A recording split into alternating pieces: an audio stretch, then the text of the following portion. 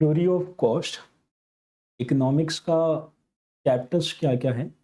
Nature and scope chapter 1, जिसको introduction to economics भी बोल सकते हैं। Business cycle chapter 5, then demand, supply and consumer behaviour, ये चैप्टर 2 था। चैप्टर 3 पार्ट 1 था प्रोडक्शन, और अभी अपने बात कर रहे हैं कॉस्ट का। So cost chapter is very interesting. इससे न्यूमेरिकल्स भी आते हैं और थ्योरी भी रहता है एंड बहुत कॉन्सेप्चुअल है।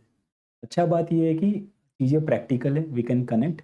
और दूसरा इसमें बहुत सारा ना मैथमेटिक्स भी है, मतलब मैथमेटिक्स इन सेंस की कैलकुलेशन है, ग्राफ्स वगैरह है, जो कि अच्छा लगता है, we can connect with the topic.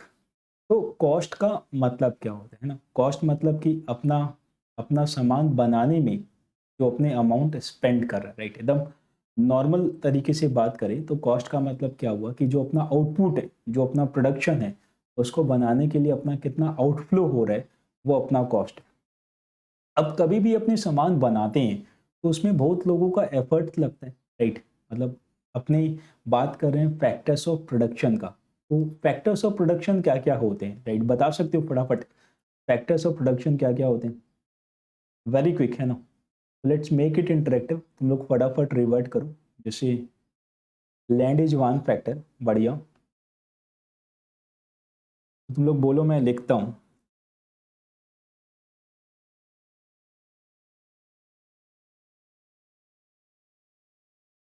Factors of production ना, ये क्या क्या है?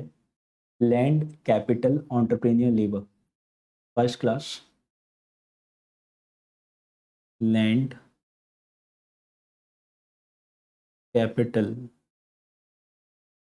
Entrepreneur and labour, right? ये हो गया अपना फैक्टर ऑफ प्रोडक्शन। अभी इन सबको क्या देना होता है, राइट? इनका कॉस्ट क्या है? इन सारे फैक्टर्स ऑफ प्रोडक्शन का कॉस्ट क्या है? एसोसिएटेड कॉस्ट बता सकते हो?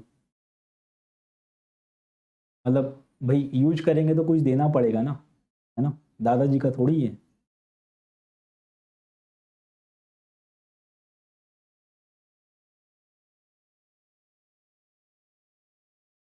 Associated cost,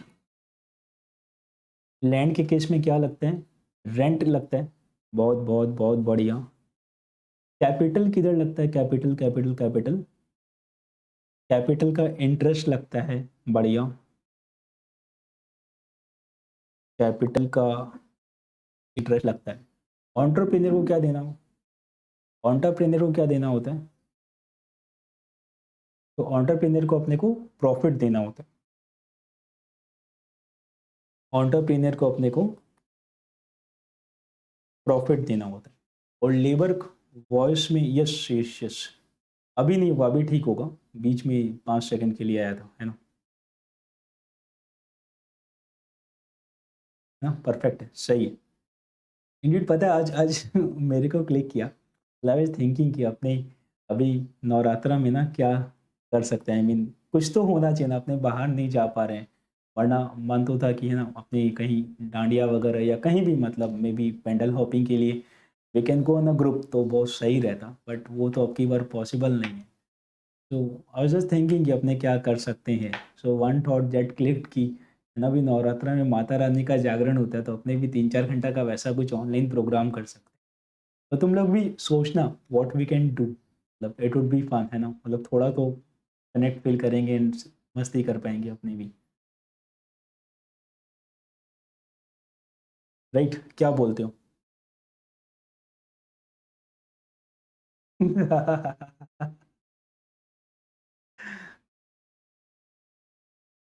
fast track revision definitely will do, लेकिन वो तुम्हारा ये सब होने के बाद, तो वो अभी नहीं, लोग फोन कर देगा तुम्हारा।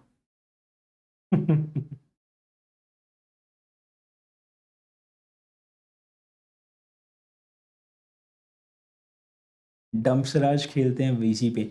यस यार, डम्पसराज डेफिनेटली खेलेंगे, बहुत बहुत मजा आता है। डम्पसराज डन, ये तो अपने करते हैं।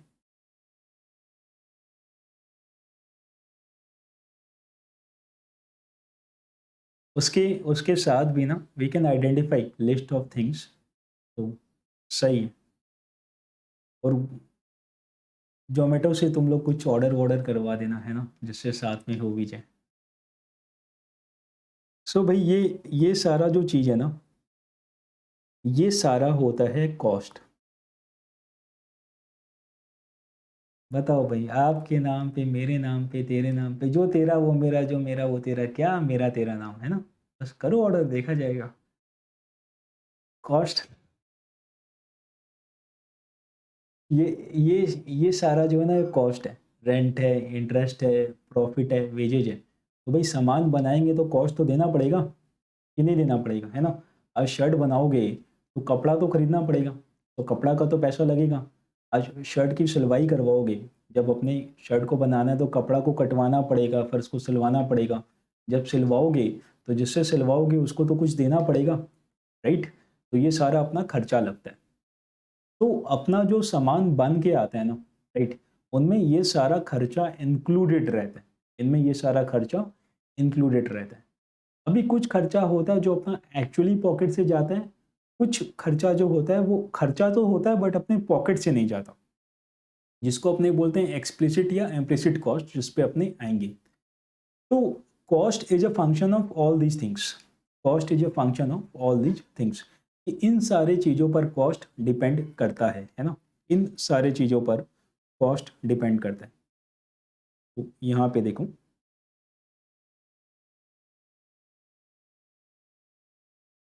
तो वी कैन से कि भाई cost is a function of,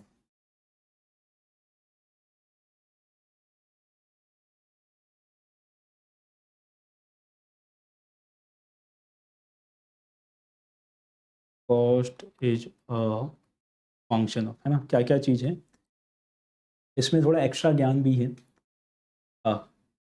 technology, right, quantity of output, price of factor and fixed factor. ये एक नज़रिया है चीज़ों को देखने का, कि भाई जितना अपने सामान बना रहे हैं, जो टेक्नोलॉजी अपने यूज कर रहे हैं, जो फैक्टर का प्राइस है, जो फिक्स फैक्टर है, this one angle of seeing it. और सेकंड एंगल अपने बोल सकते हैं कि भाई अपना रेंट, इंटरेस्ट, प्रॉफिट, वेजेज, इन सबको लेके जो अपना लगता है कॉस्ट, उसका फंक्शन है। समझ में? फंक्शन का मतलब क्या होता है, जैसे अपने बोलते हैं ना Y is a function of X. तो वाई तुम्हारा डिपेंडेंट वेरिएबल हो गया, एक्स इंडिपेंडेंट वेरिएबल हो गया, तो एक्स जितना से चेंज होगा वाई उतना से चेंज होगा, राइट। जैसे अपने ज़्यादा सामान बेचेंगे तो ज़्यादा प्रॉफिट होगा, तो अपने बोल सकते हैं profit is a function of sales, ठीक है। तो वैसे ही अपने बोल सकते हैं ना cost is a function of output. जितना ज़्यादा सामान बनाएंगे उतना ज़्यादा अपना कॉस्ट लगेगा, डेट इज़ वन थिंग। लेकिन वो जो कॉस्ट है वो किस किस पे डिपेंड करता है, वो डिपेंड करता है तुम्हारा रेंट पे, इंटरेस्ट पे, प्रॉफिट पे, वेजेज पे, टेक्नोलॉजी पे, फलाना ढिकना, बहुत सारा चीज़ों पे, राइट। तो अपने एक बड़ा वाला कॉस्ट फंक्शन का बात भी कर सकते हैं, बट वो सुन के उतना अपने कंफर्ट फील नहीं करते। तो अपने क्या करते हैं, छोटा वाला कॉस्ट फंक्शन का बात करते हैं कि भाई cost is a function of output keeping everything constant. बाकी जो लगना है सो तो लगेगा, लेकिन जो कॉस्ट है वो तुम्हारा डिपेंड करता है आउटपुट के ऊपर। तो अपने एकदम to keep thing very simple, अपने बोलते हैं cost is a function of output. तो दैट इज वन थिंग जो अपने को ध्यान में रखना है कि कॉस्ट जो है वो आउटपुट पे डिपेंड करता है। Cost is a function of output, this is one thing जो अपने को याद रखना है, कीपिंग एवरीथिंग कांस्टेंट, कि cost is a function of output. तो अपने यहाँ पे बोल सकते हैं कि भाई कॉस्ट जो है वो फंक्शन है, किसका है, रेंट का है, लेबर का है, प्रॉफिट का है, वेजेज का है, इन सब चीज़ों पे अपना टोटल कॉस्ट डिपेंड करता है। And to sum up we can say cost is a function of output. और अपने बोल सकते हैं C equal to F Q, C equal to F Q,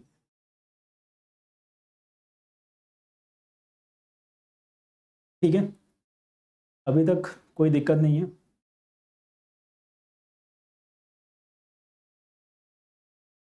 sorry, यहाँ पे मैंने लेबर लिख लिया, this is interest.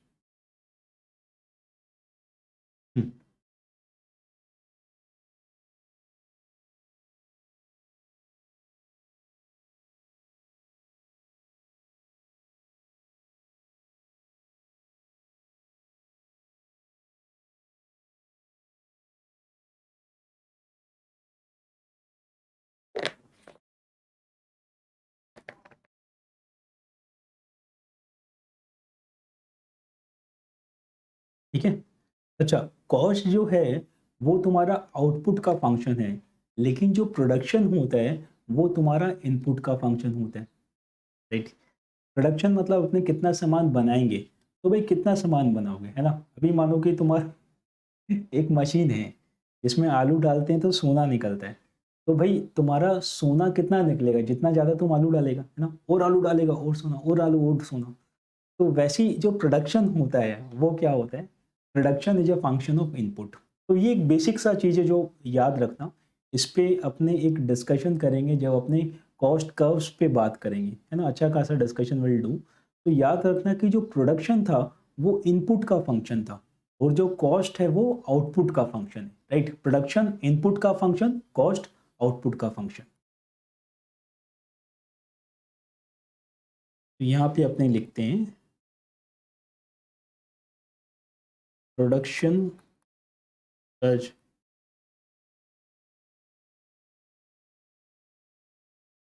A function of input.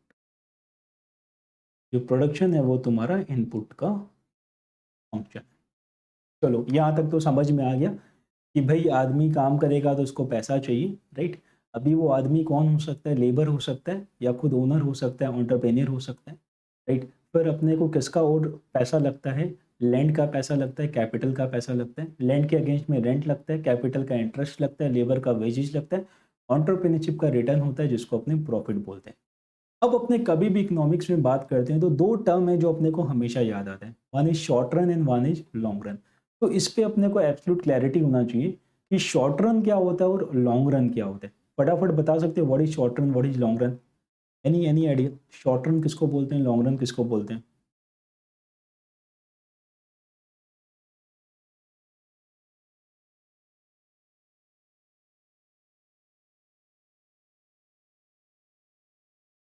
एक हो गया शॉर्ट रन, एक हो गया long run. Short run where at least one variable is fixed, short run current scenario, short run में at least one factor is fixed, short run में at least one factor fixed, short run में fixed variable होते हैं, all factor are variable, okay, long run में ठीक है, output amount cannot be changed and vice versa, long run where all the variables can be charged long। क्या बात, हमको लग रहा है इकोनॉमिक्स का इतना सारा ज्ञान मिल रहा है अंदर में, एकदम इकोनॉमिक्स वाला फीलिंग आ रहा है। बढ़िया बढ़िया यार। देखो भाई, short run short short run वो पीरियड है ना, जिसमें जिसमें कि तुम्हारा जो फिक्स फैक्टर्स है, राइट, जो मतलब sum of the factors are fixed. Long run का मतलब क्या हो गया, जहाँ पे सारे के सारे फैक्टर्स वेरिएबल होते हैं। तो to put it right way अपने बोल सकते हैं कि शॉर्ट रन में कम से कम एक फैक्टर तो फिक्स रहता है, और लॉन्ग रन में सारा का सारा वेरिएबल रहता है। और इसको तुम एक सिंपल सा एग्जांपल से समझो कि भाई अगर मानो कि तुम एक होटल खोलते हो कहीं, कि भाई वहाँ पे लोग आ रहे हैं, रह रहे हैं, तुम सर्विस दे रहे हो, और उसकी कैपेसिटी है अराउंड 50 रूम्स की, तो तुम 50 रूम का एक होटल खोलते हो, वहाँ पे लोग आते हैं रहते हैं। तो अभी तुम उसमें मैक्सिमम कितना 50 आदमी को सुला सकते हो ना, 50 रूम है, 50 आदमी। अभी उसमें 100 आदमी आ गया, तो तुम बोला है कि एक एक रूम में दो दो आदमी जाओ, है ना, मतलब वैसा तो अपने नहीं करेंगे। तो अपने पास 50 रूम है, और अपने 50 जन को अकोमोडेट कर सकते हैं। अभी मानो कि ना अपने पास 10 लोग और आ जाते हैं कि भाई आपका होटल का जो है बहुत बढ़िया, नाम सुना है इसमें, रात को मच्छर भी नहीं काटता है, सुबह आप चाय भी टाइम से बढ़िया देते हो, चाय के साथ टोस्ट भी रहता है, उसमें बटर भी मस्त वाला लगा के देते हो, मेरे को आपके यहाँ पे ही सोना है नहीं। भी अगर ऐसा होता है तो अपने क्या वो 10 आदमी के लिए एक नया होटल बना सकते हैं बगल में, नॉट पॉसिबल, अभी तो नहीं बना सकते, इट विल टेक टाइम। तो शुरू में क्या हुआ, इन द शॉर्ट रन अपना एक वहाँ पे लिमिटेशन आ गया ना, कि भाई अपना जो प्रमाइसेस है वो फिक्स है, अपने अभी उसको डबल नहीं कर सकते, उसको भी एक्सपेंड नहीं कर सकते। In the long run I mean कि अपने को लगा धीरे धीरे साल 2 साल 3 साल के बाद कि भाई अपना होटल तो मस्त चल रहा है, अपने ऐसा 2 3 होटल और बना देते हैं। तो लॉन्ग रन में क्या है, अपनी चीज़ों को एक्सपेंड कर सकते हैं। तो इट्स नॉट कि शॉर्ट रन मतलब कोई 1 2 3 साल का पीरियड है, वैसा कोई पीरियड लेवल पे डिफाइंड नहीं है। शॉर्ट रन का मतलब हो गया जब अपने पास कुछ बाउंडेशन होता है कि अपने एक्सपेंड नहीं कर सकते, this is our limitation, right. और लॉन्ग रन का मतलब हुआ व्हेन वी कैन एक्सपेंड। तो this this example you can expand किसी भी जगह पे, है ना। मानो कोई स्कूल है, वहाँ पे 1000 बच्चे, स्कूल का बहुत नाम हो जाता है कि भाई स्कूल में जो पढ़ेगा वो आइंस्टाइन ही बनेगा, स्कूल में जो पढ़ेगा वो थॉमस ही बनेगा, राइट, वैसा टाइप का नाम हो गया। तो स्कूल वाला तुरंत तो अपना कैपेसिटी नहीं बढ़ा सकता कि बाहर में भाई मैदान में सबको चद्दर बैठा के बैठा दिया कि भाई यहीं पे अब पढ़ाई करेंगे, ऐसा नहीं होगा। We have to wait, right. 3-4 साल में जब नया स्कूल आएगा तो कैपेसिटी एक्सपेंड हो रहा है। तो शॉर्ट रन में अपना कुछ लिमिटेशन रहता है, लॉन्ग रन में everything is variable. That is one thing that we have to keep in mind. दूसरा, शॉर्ट रन में कोई लॉ एप्लीकेबल होता है, तुम लोग को याद है शॉर्ट रन के अंदर कोई एक लॉ है जो एप्लीकेबल होता है, एंड लॉन्ग रन में देयर इज वन लॉ जो एप्लीकेबल होता है। उस लॉ का नाम बता सकते हो? मतलब इकोनॉमिक्स के अंदर भी लॉ आ गया, शॉर्ट रन के अंदर कोई लॉ होता है, लॉन्ग रन के अंदर कोई लॉ होता है।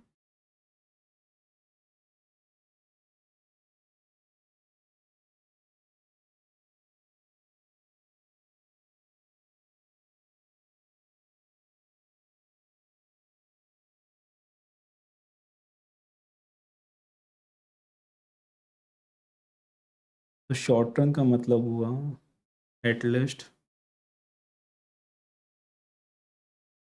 One factor is fixed,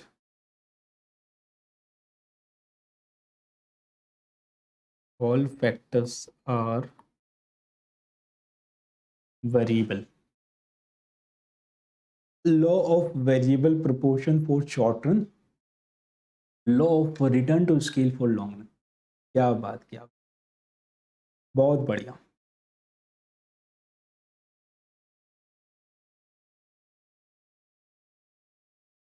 law of variable proportion.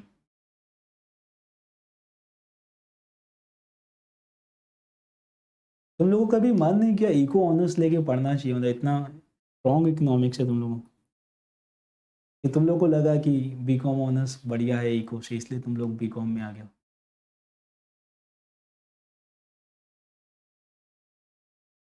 Law of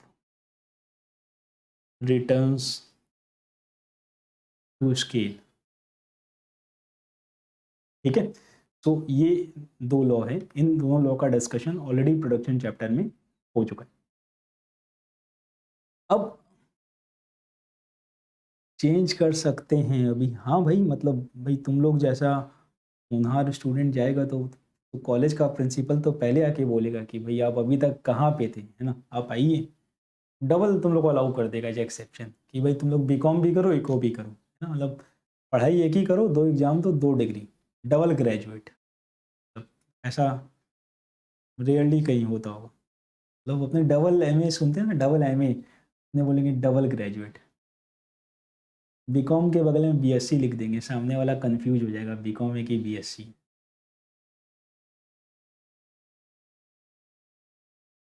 fees तो लेगा मनी, फीस के साथ मजाक नहीं है, तो पढ़ाई अपनी जगह, फीस अपनी जगह, कॉलेज वाला फीस लेगा, ऐसे काम नहीं चलेगा। हम्म, गलत गलत।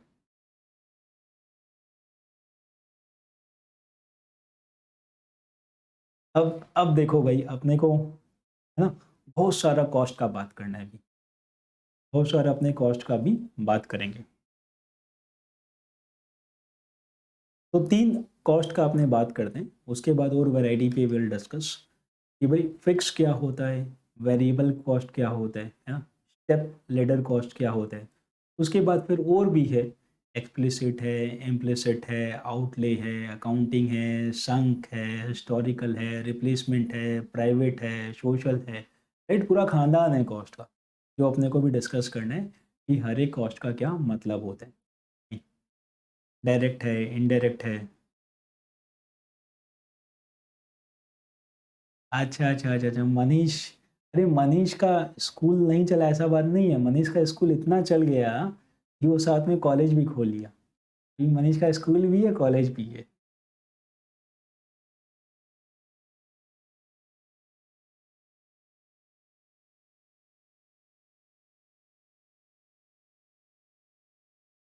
तो देखो, अपने बात करते हैं,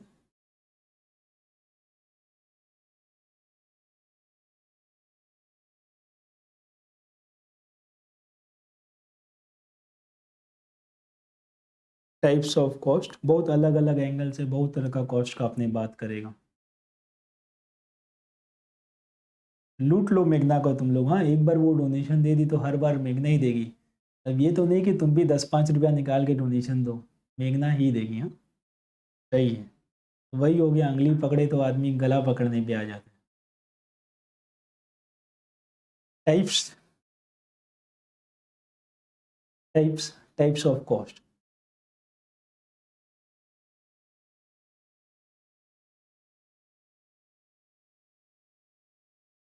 क्या क्या बोल रहे हैं मनीष, हम समझा नहीं। तो first one is fix cost.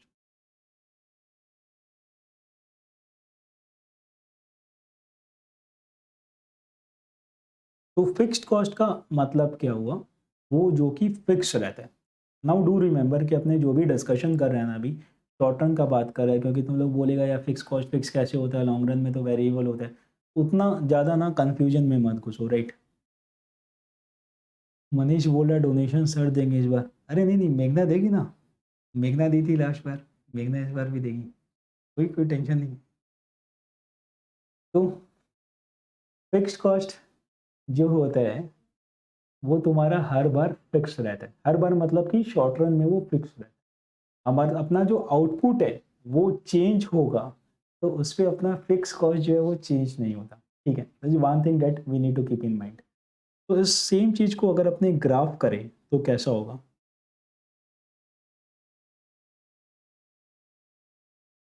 हम्म हम्म हम्म हम्म हम्म।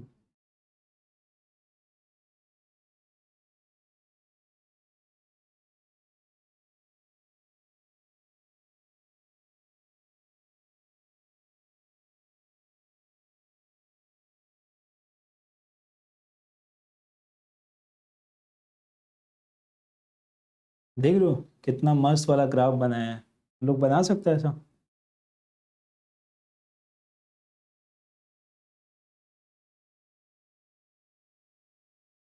एकदम perfect, full marks on graph.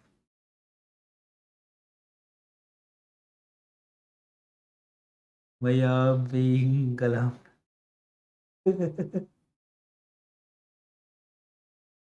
लंगर लगाएंगे, पार्टी देंगे। हाँ भाई लंगर, लंगर बेस्ट है यार, कोई कोई दिक्कत नहीं है। डबल स्टैंडर्ड क्या बात करते हैं हमेशा, नहीं नहीं दम नहीं, मतलब मेघना का मन है तो है ना, उसको करना चाहिए, अपने क्यों रोके उसको। हम सर का स्टैचू लगवा देगा कॉलेज में, क्यों भाई, स्टैचू लगवा के फिर माला चढ़ाएगा, फिर धूपबत्ती कराएगा।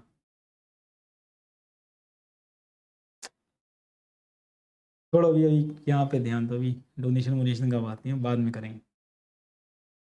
तो ये अपना फिक्स कॉस्ट का काम है ना, यहाँ पे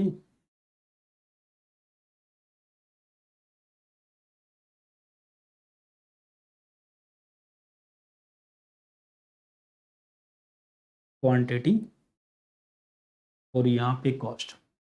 तो अपने कितना भी क्वांटिटी बढ़ा ले, अपना जो फिक्स कॉस्ट है वो फिक्स ही रहेगा। जैसे कि तुम्हारा जो होटल का अपने बात कर रहे थे, उसका अगर अपने रेंट पे ले रहे हैं, ठीक है, या उसका जो जो भी तुम्हारा कॉस्ट है वो तो शॉर्ट टर्म में फिक्स रहेगा। अगर तुम्हारा कोई दुकान है, दुकान का कोई रेंट जा रहा है, तो तुम दुकान में सामान कम बेचो या बेसी बेचो, तुम्हारा रेंट उतना ही लगना है।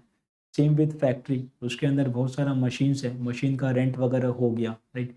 तुम्हारा जो परमानेंट एम्प्लॉई है उनका जो सैलरी वगैरह हो गया, वो हमेशा फिक्स रहेगा। तो फिक्स कॉस्ट इज समथिंग जो तुम्हारा क्वांटिटी पे डिपेंडेंट नहीं है, तुम्हारा क्वांटिटी बढ़ है पर भी कॉस्ट सेम है ना।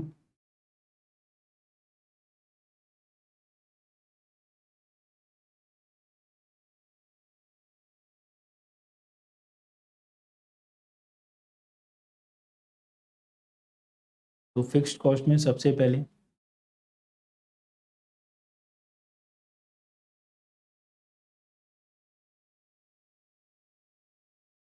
एप्लीकेबल फॉर शॉर्ट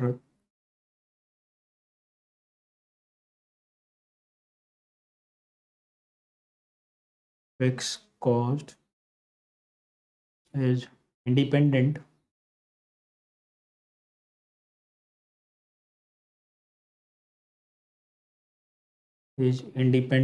ऑफ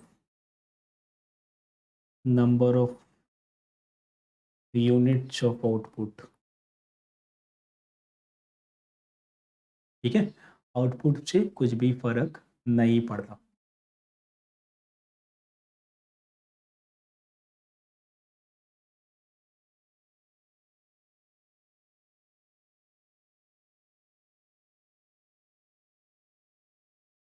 तो जैसे मानो कि अपना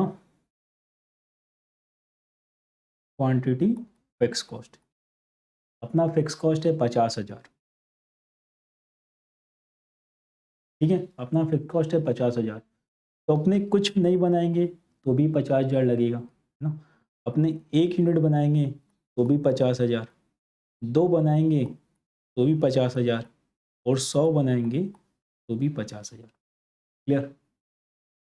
फिक्स कॉस्ट, राइट, कि अपना क्वांटिटी कुछ भी हो अपना वो उतना ही लगना है। तो इसका जो ग्राफ होता है it is parallel to X axis. Economics को ग्राफ के साथ समझते चलो, ग्राफ को माइंड में रखो, बहुत जल्दी कनेक्ट हो।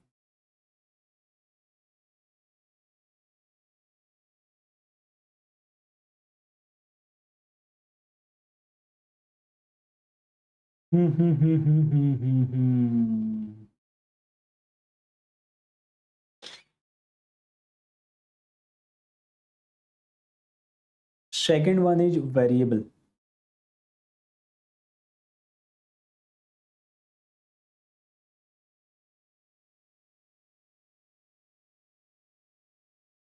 Second one is variable cost. Variable cost मतलब क्या हुआ, जो तुम्हारा आउटपुट, नंबर ऑफ आउटपुट के साथ बढ़ता है। जैसे तो अपने बोल सकते हैं variable cost as a function, is a function of output. तो V C is a function of Q, right. I hope अभी ये सब को देख के मन में टेंशन नहीं होता होगा, है ना। पहले ही होता होगा कि भाई ये एफ के बगल में ब्रैकेट में कुछ लेटर डाल दिया, ये सब क्या चीज़ है, तो फंक्शन का चीज़ है, रिलेशन फंक्शन, मैथ, मैथ तो हम 11 12 में नहीं पढ़ा, तो अभी क्यों हमको वापस से मैथ पढ़ना पड़ा है, वो सब चीज़ नहीं है ना। Variable cost as a function of output मतलब आउटपुट कम बेसी होगा, वेरिएबल कॉस्ट कम बेसी होगा।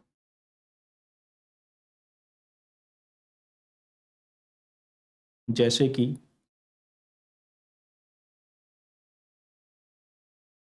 Raw materials, right, wages of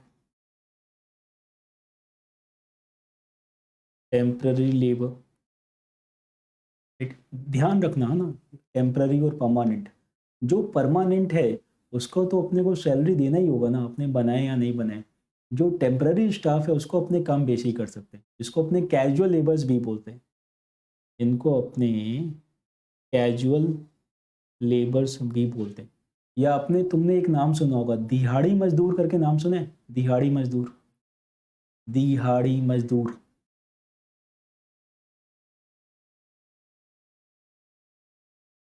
दिहाड़ी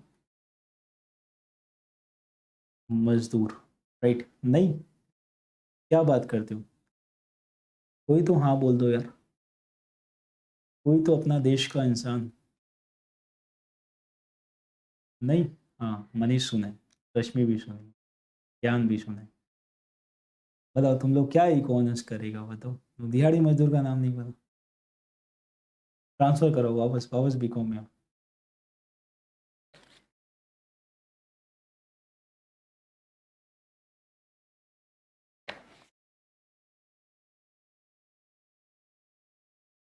हाँ, ये लोग जो डेली का वेजेस लेते हैं, राइट। तो इनके केस में क्या होता है ना कि भाई डेली का खाना, डेली का कमाना, डेली का खाना, वैसा वाला हिसाब है कि भाई आज का काम किया, आज पैसा मिला, है ना। डेली का इनका हिसाब चलता है।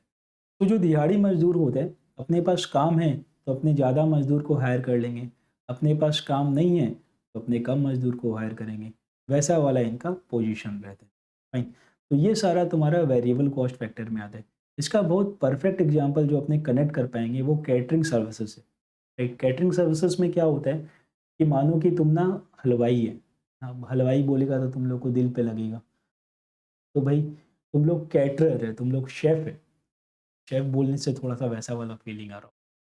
तो तुम लोग को कोई फंक्शन में ना ऑर्डर मिला कि भई अभी 100 गेस्ट है, 500 गेस्ट है, अलग-अलग आदमी का शादी हो सकता है ना, गरीब आदमी का शादी 50 आदमी है, अमीर आदमी का शादी 1000 आदमी है, राइट?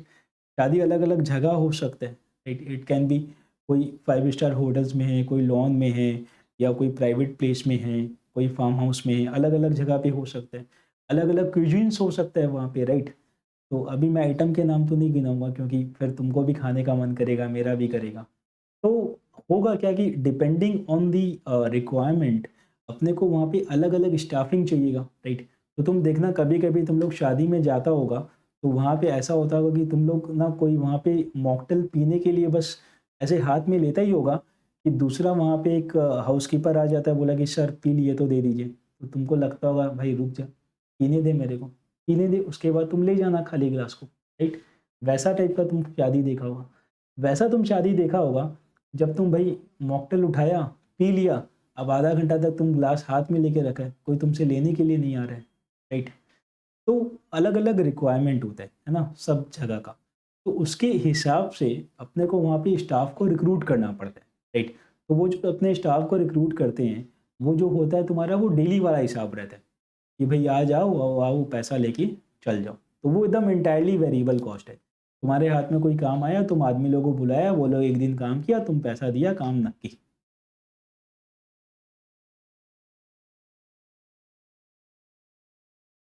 आधा बार तो लोग यही नहीं जानता, एकदम सही बात है। मतलब ऐसा हुआ है मेरे साथ भी कि भई हम लिटरली बता रहे हैं, ऐसा एकदम हुआ है कि कोई होता है ना मतलब दूर का रिलेटिव का शादी होता है और अपने जाते हैं। तो भई एक आध बार क्या है कि हम भी शादी में गया, है ना? तो शादी-वादी हो गया। तब खाना-पीना नकी वापस आ रहा था, तो फिर हमको पापा पूछे कि भई तुमको कैसा लगा जोड़ी? हम सोच रहा था अच्छा शादी था क्या? मतलब मेरा ध्यान तो खाने में ही था। लिटरली ऐसा वाला हुआ हुआ है। ठीक है यार, जिसका जो हो रहा है हटाओ, अपनी फ़ोकस करते हैं खाने पे। मतलब कभी ऐसा ऐसा भी हुआ है कि भई अपने घुसे फंक्शन में, तो भई सामने ही तो आजकल भाई लोग आ जाता है ले-लेके, है ना? अलग-अलग ड्रिंक्स है, स्टार्टर्स है, तो अपने घुसे बस खाना शुरू कर दिए। तो उधर में भई अभी घर वाला रोक रहा है, भई रुक जा, पहले मिल ले 4 आदमी से, आशीर्वाद वगैरह ले ले, फिर खाना। आते ही खाने लग गया। मतलब कोई सोचेगा कि भूखा था, इसको खाना ही नहीं मिला, खाने के लिए आया है। बात तो सही है खाने के लिए आया है, लेकिन वैसा प्रिटेंड नहीं करना है कि खाने के लिए आया है। तो वो एक डिस्टिंक्शन अपने को रखना होता है।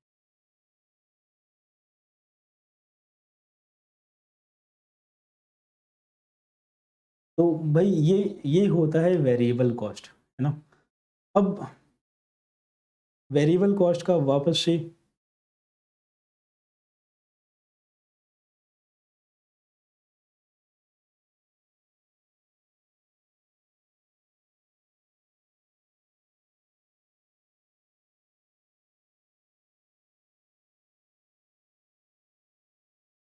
अपने को ग्राफ बनाना है।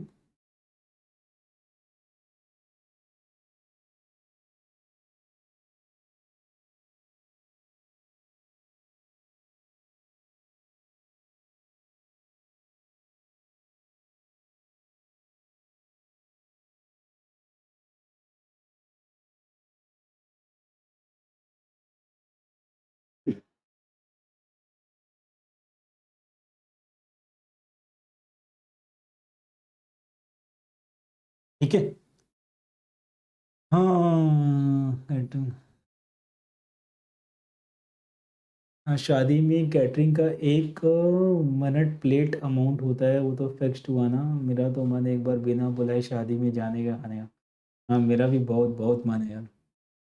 हाँ, मतलब वो अलग एक्सपीरियंस होगा। अरे तुम गया था कभी? ऐसे हम ये काम किया हुआ है, मतलब आई मीन कि ऐसा नहीं किया कि किसी का शादी में चला गया। मतलब 2 शादी बगल-बगल में था, होता है ना कि बैंक्वेट्स बगल-बगल में हैं। तो जहाँ पे था, वहाँ पे नहीं खा के बगल वाला में जाके कुछ पूरा मील तो नहीं बट थोड़ा बहुत खाया हुआ है। तब 2-3 दोस्त लोग साथ में था, तो वो वाला काम किया हुआ है। लेकिन ऐसा कभी नहीं किया कि शादी-वादी है ही नहीं, बस उठ के चल गए और जाके खा के आना है, वैसा नहीं।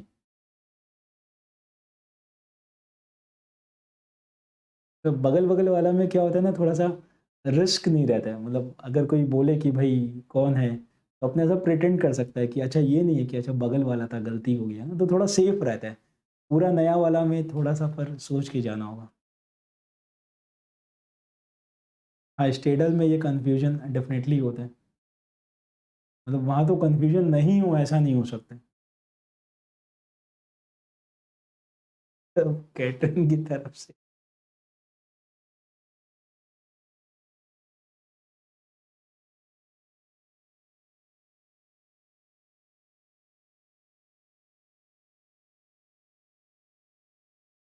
तो ये हो गया तुम्हारा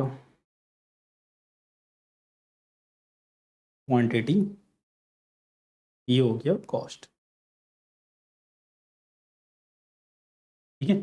तो तुम ध्यान देना कि जो वेरिएबल कॉस्ट है ना, वो 0 से स्टार्ट होता है। वेरिएबल कॉस्ट तुम्हारा 0 से स्टार्ट होता है। वेरिएबल कॉस्ट कैन बी 0, लेकिन जो फिक्स कॉस्ट है वो कभी भी 0 नहीं हो सकता, राइट? तो तुम देखो फिक्स कॉस्ट यहाँ से स्टार्ट होता है। तो यहाँ फिक्स कॉस्ट के बगल में लिखो, fix cost can never be 0। यहाँ बगल में लिखो, fixed cost can never be 0, ना? फिक्स्ड कॉस्ट कभी भी 0 नहीं हो सकता, लेकिन variable cost can be 0।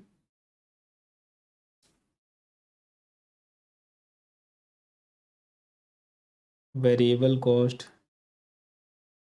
Can be 0।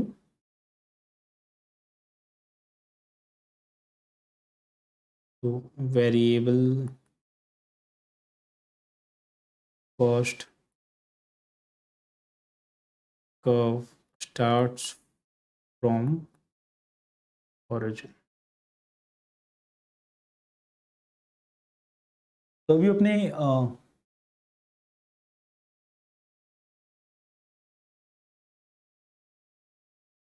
एक बार लीनियर वेरिएबल कॉस्ट का बात कर रहे हैं, ठीक है? आगे जाके अपने कर्विलीनियर वेरिएबल कॉस्ट का बात करेगा।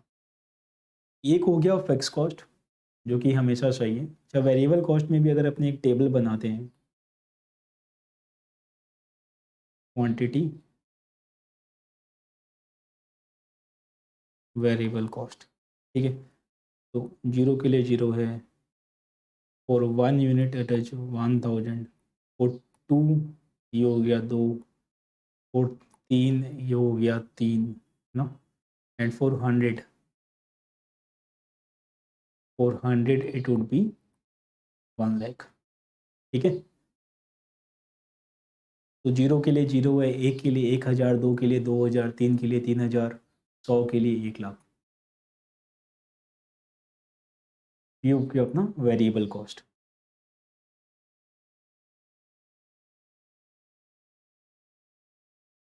जो टोटल कॉस्ट होता है वो क्या होता है? Variable plus fix. तो टोटल कॉस्ट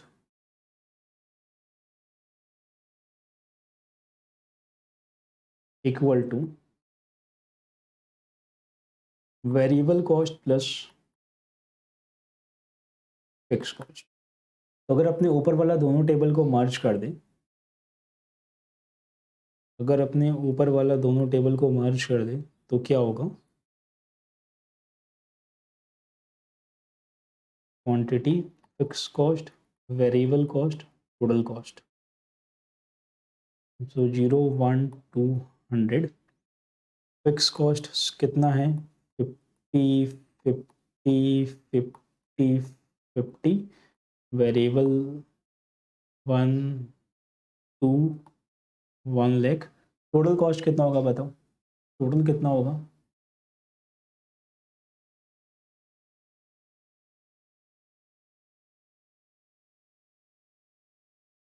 50 की, बहुत बढ़िया। टोटल इज 50 की, ऊपर लिख भी देते हैं, this is fix cost plus variable cost. Then second one, दूसरा वाला के लिए कितना होगा? बताओ यार, तुम लोग तो मैथमेटिशियन हो।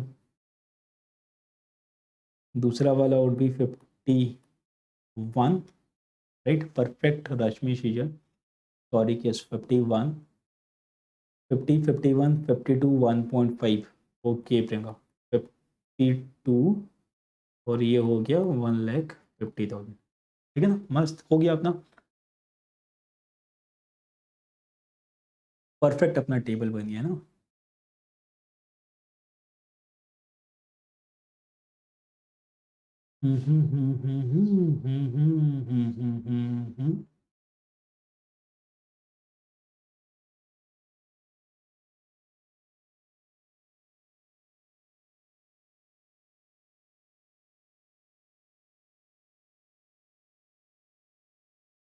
फिर अपने बात करेगा अभी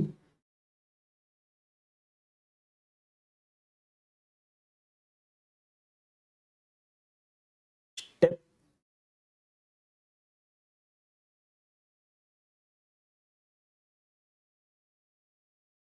स्टेप लेडर कॉस्ट, बहुत मस्त नाम है इसका, स्टेप लेडर कॉस्ट। क्या होता है ये? देखो ये कॉस्ट ना ऐसा होता है। हम्म, हम्म, हम्म,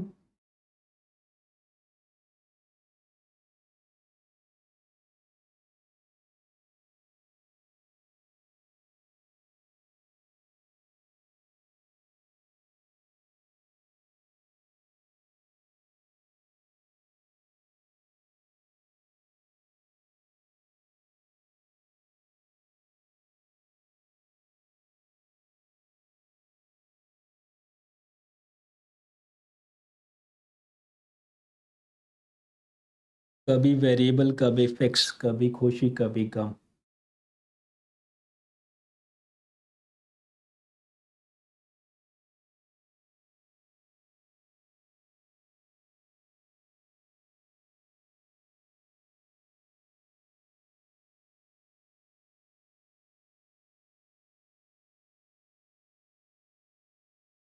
देखो भाई अपने है ना, बढ़िया से बनाएंगे अपने, देखने में फील आना चाहिए।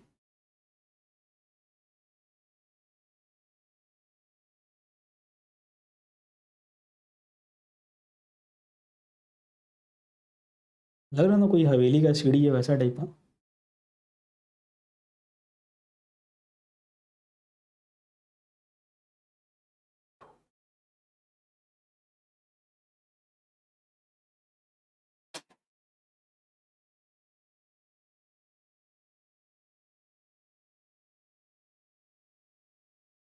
ये हो गया क्वांटिटी, ये हो गया कॉस्ट।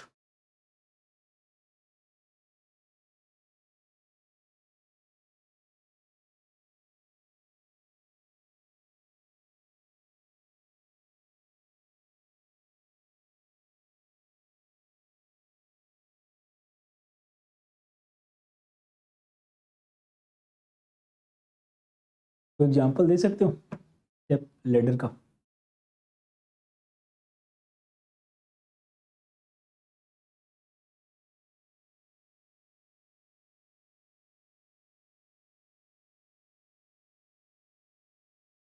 सोचो। नहीं,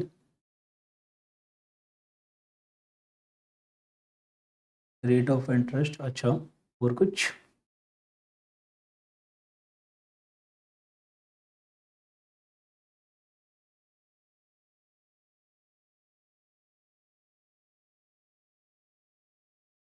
हम्म, हम्म, हम्म, हम्म, हम्म, हम्म, हम्म।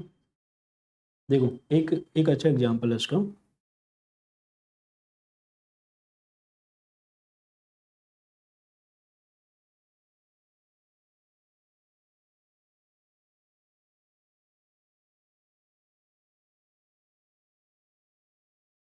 है ना, स्कूल बस है, ठीक है, तो हो क्या रहा है तुम्हारा कि स्कूल बस के अंदर ना 25 बच्चों की जगह है, इस बस में 25 जन हट सकते हैं। तो होगा क्या, जैसे ही अपने 25 बच्चे हैं, टिल 25 अपना एक बस में काम हो जाएगा। जैसे ही 26th बच्चा आता है, जैसे ही 26th बच्चा आता है तो क्या होगा, अपने को एक नया बस हायर करना पड़ेगा। फिर 50 बच्चे तक ये चलेगा। फिर जैसे ही 51st बच्चा आता है, अपने को फिर से एक नया बस हायर करना पड़ेगा, है ना? तो एक एक गैप, एक इंटरवल है जहाँ पे तुम्हारा एक ही कॉस्ट लग रहा है, उसके बाद फिर वो बढ़ जाता है। एक और उसका एग्जांपल ये ले सकते हो कि जैसे मानो शेयर्स कैसे अंबिका, थोड़ा एक्सप्लेन करना। तो जैसे कि मानो कि अपने को ना एग्जामिनेशन कंडक्ट करवाने हैं, है ना? सीए का अपना एग्जाम शेड्यूल है दिसंबर में। तो वहाँ पे क्या है कि अपने जो स्कूल में एग्जाम कंडक्ट करवा रहे हैं, वो क्या अपने से पर रूम बेसिस पे चार्ज कर रहे हैं कि आप जितना रूम यूज करेंगे उसका अपने को पैसा लगेगा। एक रूम के अंदर 40 बच्चे एग्जाम दे सकते हैं, या 25 ही ले लेते हैं to continue with the same, कि भाई स्कूल है ना, भाई मनीष वाला स्कूल है। तो भाई स्कूल के अंदर क्या है कि बहुत सारे रूम है। अभी सीए इंस्टीट्यूट को वहाँ पे एग्जाम कंडक्ट करवाना है, तो एक रूम में क्या 25 बच्चे आ सकते हैं। अभी जैसे ही एक और बच्चा है वो वहाँ पे एग्जाम देने के लिए बढ़ता है, मतलब नंबर ऑफ एप्लीकेंट 25 की जगह 26 हो जाते हैं, तो अपने को एक और रूम लेना पड़ेगा, राइट? मतलब दो बच्चे को सटा के नहीं बढ़ा सकते, क्योंकि सोशल डिस्टेंसिंग है, फिजिकल डिस्टेंसिंग और बहुत सारा डिस्टेंसिंग है जो एग्जाम में रखना पड़ता है। तो जैसे ही 26 बच्चा हुआ, अपने को एक नया रूम लेना होगा। फिर 50 बच्चे तक ठीक है, 2 रूम में काम हो जाएगा। जैसे ही एक और बच्चा आएगा, अपने को एक और रूम लेना पड़ेगा, राइट? तो ये सारा हो गया अपना स्टेप लेडर कॉस्ट। अरे ये घटिया वाला स्कूल नहीं है जिसमें खड़ा होके बच्चा जाता है, इसमें सब बैठ के जाता है।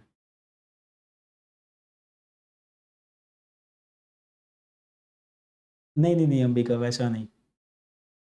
Interest not in true sense हमेशा, क्योंकि ऐसा हर समय ज़रूरी नहीं है कि अपने, है ना, लोन का अमाउंट बढ़ाएँगे तो अपना इंटरेस्ट का कॉस्ट बढ़ेगा।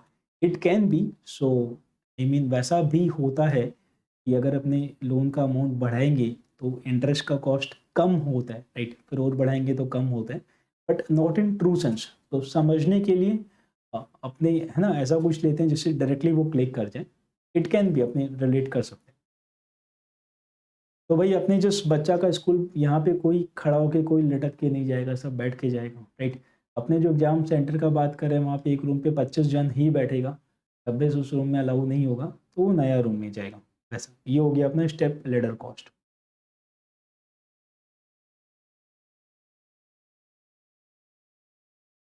यूनिट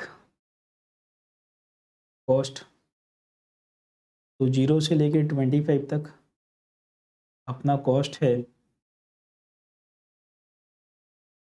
10,000। फिर तुम्हारा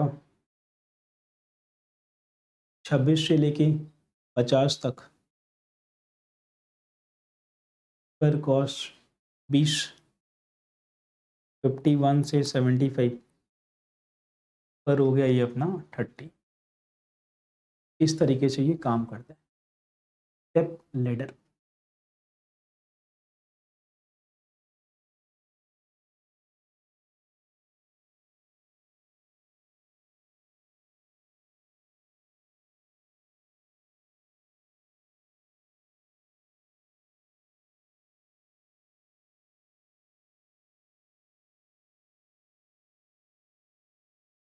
it will always increase, yes, क्योंकि कॉस्ट है तो definitely, right? Rate of increase जो है, इट कैन बी रिड्यूसिंग और इंक्रीजिंग, लेकिन अगर अपने आउटपुट बढ़ाएंगे तो कॉस्ट तो डेफिनेटली बढ़ेगा।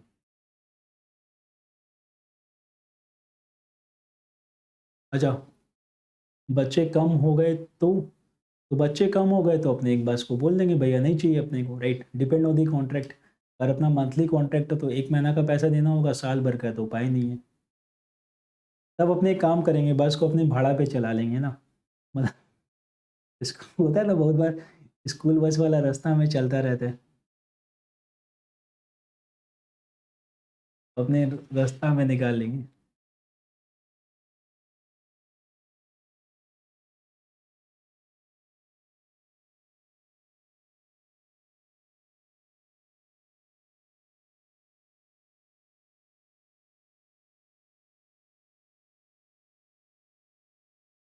देखो ये था फिक्स कॉस्ट,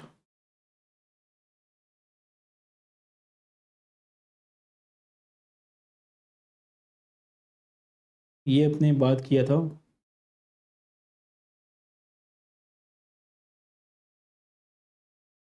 वेरिएबल कॉस्ट का, और अपने दोनों को एक साथ देखें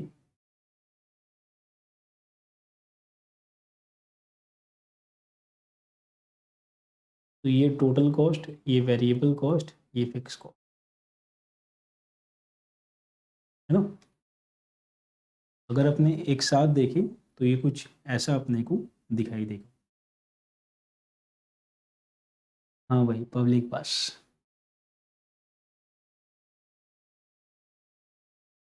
तो फिक्स कॉस्ट हो गया, वेरिएबल कॉस्ट हो गया, दोनों को एक साथ रखते हैं तो दोनों का जो सम टोटल होता है वो टोटल कॉस्ट होता है। तो टोटल कॉस्ट जो है हमेशा तुम्हारा वेरिएबल कॉस्ट के ऊपर ही रहेगा, और ये जो डिस्टेंस होता है इन दोनों के बीच में,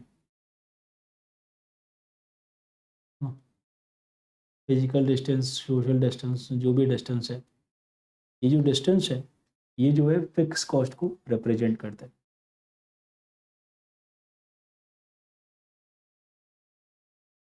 जैसा कि अपने बोलते हैं कि fix cost plus variable cost equal to total cost. नहीं नहीं, वेव वेव वाला कर्व ही बनेगा भाई, ये तो समझने के लिए है ना, इससे क्या है बात जल्दी दिमाग में घुसता है। ये लीनियर वेरिएबल कॉस्ट का अपने बात कर रहे हैं, elongated inverted S shaped curve का भी अपनी बात करेगा, समय है उसमें।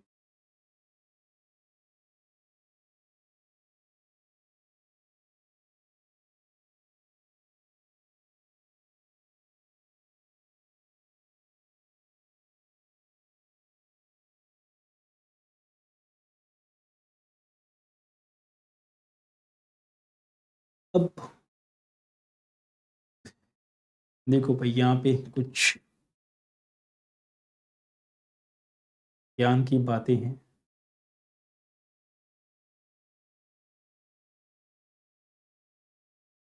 Fix cost versus variable cost, यही वाला कर्व का तुम बात कर। तो फिक्स कॉस्ट क्या है, which do not vary, variable cost vary directly with change in quantity, जैसे salary of watchman, cost of raw material. एच ड्यूटी को भूल जाओ, अभी रेलिवेंट नहीं है। हाँ देखो भाई, ध्यान देना है ना, यहाँ पे अपनी बात कर रहे हैं सैलरी ऑफ वॉचमैन, और अपने बोलते हैं कि ये फिक्स है। तो सैलरी जो है ना डिपेंड करता है, इट कैन बी फिक्स और वेरिएबल। जो तुम्हारा टेम्पररी लेबर है ना उसका जो कॉस्ट होता है वो वेरिएबल होता है, लेकिन एम्प्लॉय का जो सैलरी होता है उसको अपने फिक्स मानते हैं, अज्यूमिंग कि अपने शॉर्ट रन में एम्प्लॉय को फायर नहीं कर सकते, वो एक back of the mind assumption रहता है।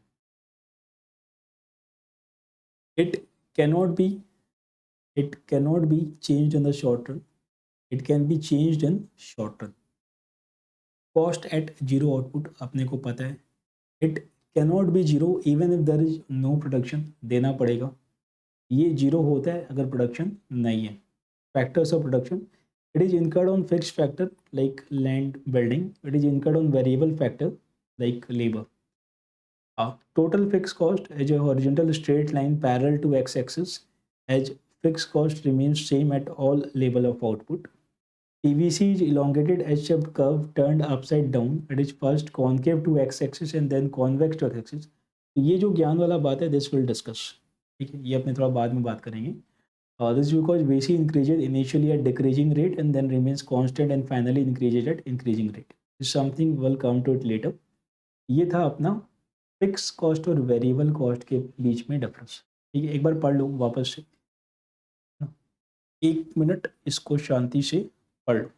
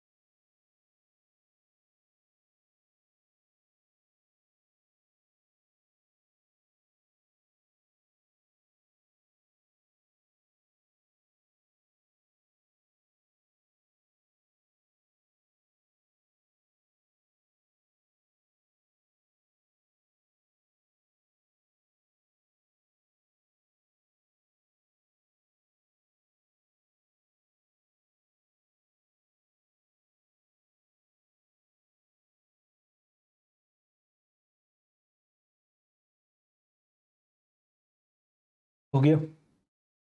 कोई डाउट वगैरह कुछ मन में सवाल अगर आ रहा हो तो?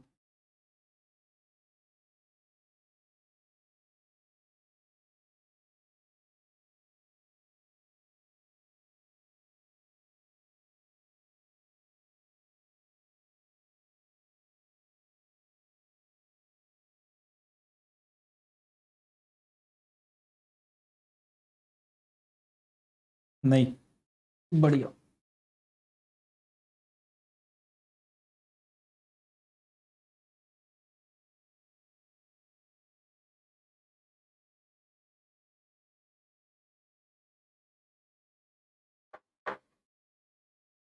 मेरे को मेरे को ना ये वेरिएबल कॉस्ट कर्व देख के देवदास और पारो वाला स्टोरी याद आ गया।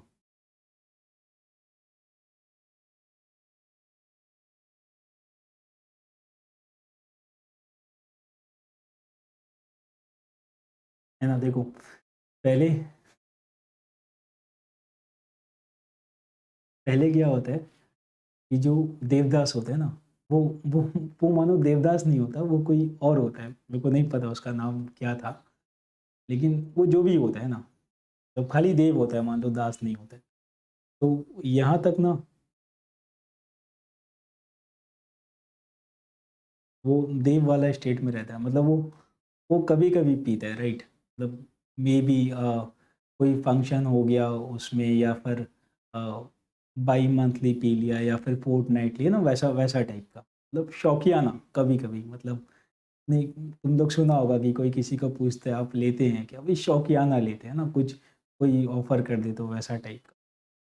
उसके बाद फिर उसको पारो मिल जाती है ना, तो बंदा खुश रहता है। तो भाई हफ्ते में 2-3 बार चलता है, भाई एकदम फिक्स किया हुआ है, भाई मंगलवार अपने को हाथ नहीं लगाना, शनिवार हाथ नहीं लगाना ना, रिस्की है, मतलब पता नहीं क्या कॉन्सेप्ट है, बट लोग ऐसा सोचते हैं कि मंगलवार शनिवार तो अपने को हाथ नहीं लगाना, तो वैसा हफ्ता में 3 दिन चलता है। उसके बाद फिर पारो जो है वो चली जाती है, फिर तो भाई का रेट वैसा टाइप का हो जाता है। तो अपने को ये याद रहेगा ना, देवदास और पारो वाला वीसी कर्व का शेप क्या होता है। पहले कम रेट से इंक्रीज हो रहा है, फिर कांस्टेंट है, फिर इंक्रीज हो रहा है।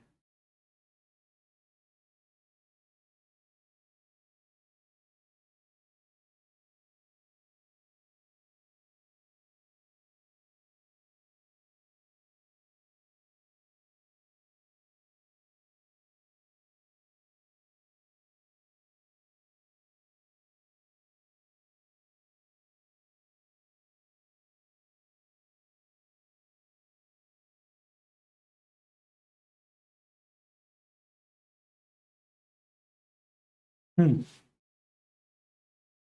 अब अपनी और और डिफरेंट टाइप का कॉस्ट का बात करेगा।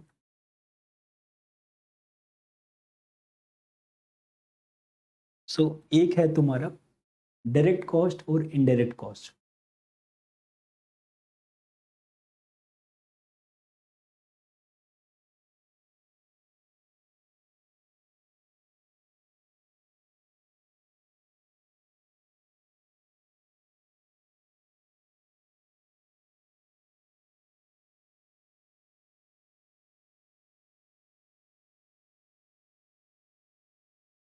Direct cost and indirect cost, ठीक है? अब देखो, what is direct, what is indirect is very subjective, है ना? क्या डायरेक्ट है और क्या इनडायरेक्ट है, वो बहुत ज़्यादा सब्जेक्टिव होता है बताना। जैसे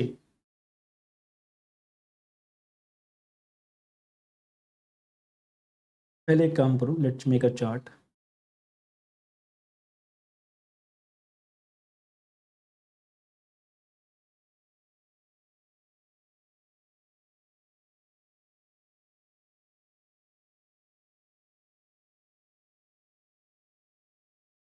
मटेरियल,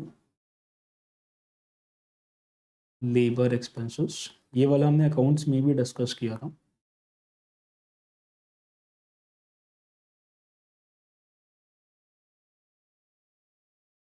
इन दोनों को भी लिंक कर पाएंगे।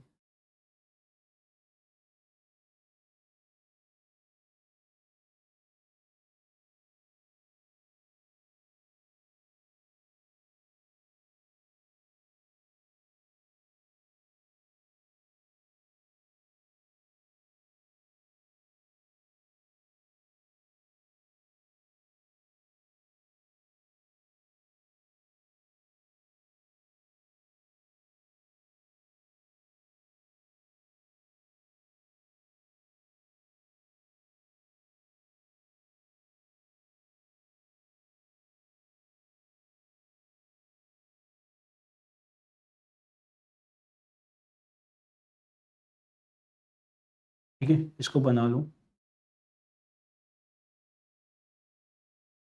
ये एक काम करो, अभी एक बार रुक जाओ, है ना, पहले अपने डिस्कस कर लेते हैं, उसके बाद हम लोग ड्रॉ कर लेना। ठीक, तो ये तुम्हारा जो डायरेक्ट वाला पार्ट है, डायरेक्ट डायरेक्ट डायरेक्ट, है ना, इसको अपने मिला के बोलते हैं प्राइम कॉस्ट। और ये हो गया इनडायरेक्ट इनडायरेक्ट इनडायरेक्ट, इसको अपने मिला के बोलते हैं ओवरहेड्स। तो what is direct, what is indirect, right. Direct का मतलब हुआ कि अपने, अगर अपने नॉर्मली एक प्रोडक्ट का एंगल से देखें, तो वो खर्चा जो अपने डायरेक्टली प्रोडक्ट को अलोकेट कर सकता है उसको अपने डायरेक्ट बोलते हैं। तो डायरेक्टली प्रोडक्ट को अलोकेट करने का मतलब, जैसे अपने लास्ट बार डिस्कस किया था कि अगर अपने को शर्ट बनाना है ना, तो अगर अपने को ये शर्ट बनाना है तो जो कपड़ा है इसमें, राइट, ये कपड़ा जो लगा ये अपने बोल सकते हैं भाई कि एक शर्ट बनाए है, इसमें इतना कपड़ा लगेगा, तो वो डायरेक्ट हो गया। लेकिन देखो अभी शर्ट के अंदर ना, यहाँ पे स्टिच किया हुआ है, मतलब धागा है, तो अभी एक शर्ट बनाने में कितना धागा लगा, जनरली अपने उसको उस एंगल से नहीं देखते, अपने क्या करते हैं कि अपना कितना धागा लगा, कितना शर्ट बनाया, और फिर टोटल धागा का cost divided by number of shirt, तो एक शर्ट के अंदर मेरा इतना धागा लगा, वैसा अपने निकालते हैं। अभी अपने जो फैक्ट्री प्रीमाइसेस में शर्ट बना रहे हैं उसका अपना इलेक्ट्रिसिटी का बिल आता होगा, तो एक शर्ट बनाने में कितना इलेक्ट्रिक लग रहा है अपना, अपने कैसे निकालते हैं, अपने टोटल इलेक्ट्रिक का बिल देख लेते हैं, डिवाइड कर देते हैं नंबर ऑफ शर्ट्स मैन्युफैक्चर्ड, तो वहाँ से अपना पर शर्ट का बिल आ जाता है, राइट। तो जिस चीज़ को अपने डायरेक्टली एलोकेट कर सकते हैं, जैसे कि कपड़ा, उसको अपने डायरेक्टली एलोकेट कर सकते हैं कि भाई ये शर्ट बनाने में इतना कपड़ा लगेगा और कपड़े का इतना दाम है, ये हो गया डायरेक्ट कॉस्ट। जिसको अपने डायरेक्टली एलोकेट नहीं कर सकते, इनडायरेक्टली करते हैं, है ना, जैसे कि धागा हो गया या फिर इलेक्ट्रिक हो गया, फिर रेंट हो गया, उसको अपने बोलते हैं इनडायरेक्ट। ये तो हो गया प्रोडक्ट के एंगल से, राइट, ये हो गया प्रोडक्ट के एंगल से। लेकिन what is indirect to a product can be direct to a department. I repeat, ध्यान से सुनना, what is indirect to a product can be direct to a department. जैसे अपने जो है बहुत सारा चीज़ बनाते हैं, अपने कपड़ा भी बनाते हैं, अपने सैनिटाइजर्स भी बनाते हैं, अपने जो है वो स्टेशनरीज भी बनाते हैं, अपना बहुत सारा अलग अलग प्रोडक्ट है, राइट। तो अगर अपने एक पर्टिकुलर शर्ट का बात करें, तो उस केस में जो अपना धागा का कॉस्ट है वो इनडायरेक्ट है, क्योंकि शर्ट में कितना अपना थ्रेड लग रहा है अपने डायरेक्टली नहीं बता पा रहे। लेकिन अगर अपने एक मैन्युफैक्चरिंग शर्ट मैन्युफैक्चरिंग यूनिट का बात करें, तो उसमें तो वो डायरेक्टली एलोकेट हो रहा है। अपने बोल सकते हैं कि भाई जो धागा का खर्चा लगा, वो ये शर्ट बनाने वाला का लगा है, मतलब जो डिपार्टमेंट जो शर्ट बना रहा है, जो यूनिट है जो शर्ट बना रहा है, ये उसी का खर्चा है, राइट। तो दो एक शर्ट के लिए वो इनडायरेक्ट है, लेकिन, है ना, शर्ट के लिए वो इनडायरेक्ट है, लेकिन एज अ होल वो तुम्हारा जो यूनिट है उसके लिए वो क्या है, वो इनडायरेक्ट है, वो डायरेक्ट है, राइट। अभी भी क्लियर नहीं हो रहा होगा, मैं चलो इसको और वैसे बताता हूँ। जैसे मानो ना कि अपने अपने थोड़ा सा प्रमोशन पे स्पेंड करते हैं,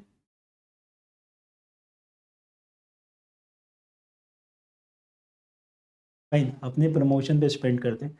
क्या करते हैं, मान लो कि अपने यूट्यूब पे ऐड रन करते हैं,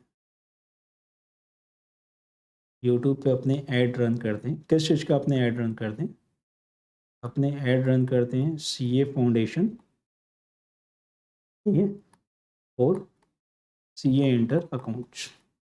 मान लो इसका एकदम practical example you can connect, कि अपने मान लो यूट्यूब पे एक प्रमोशन रन करते हैं, कैंपेन करते हैं कि भाई CA foundation classes available, CA inter accounts classes are available. ये कैंपेन अपने यूट्यूब पे रन करते हैं। इस कैंपेन को रन करने के लिए अपना मानो कि मंथली 25,000 का अपना कॉस्ट है for a period of 30 day, right. अब ये कैंपेन को रन करने के बाद, है ना, let's say we got some students जो कि फाउंडेशन का है और जो कि इंटर का है, अलग अलग है। लेकिन क्या अपने डायरेक्टली बता सकते हैं कि फाउंडेशन का कितना कॉस्ट है और इंटर का कितना कॉस्ट है कैंपेन को रन करने का? अगर अपने को मार्केटिंग कॉस्ट को सेग्रीगेट करना हो फाउंडेशन में और इंटर में, तो क्या अपने अलग अलग कर सकते हैं, फाउंडेशन का इतना और इंटर का अलग है? क्योंकि अपने तो एक कंबाइंड कैंपेन रन करते हैं, वज इंक्लूड्स फाउंडेशन, वज इंक्लूड्स इंटर, दोनों उसके साथ में, राइट। अपने अलग अलग नहीं कर सकते, है ना। तो ये जो कैंपेन रन करने का कॉस्ट है, ये फाउंडेशन और इंटर लेवल पे अपने बात करें, ये फाउंडेशन और इंटर लेवल पे बात करें तो ये क्या हो गया, इनडायरेक्ट हो गया। लेकिन अभी मानो कि अपना है ना, अपनी 2 लाइन पे काम कर रहे हैं।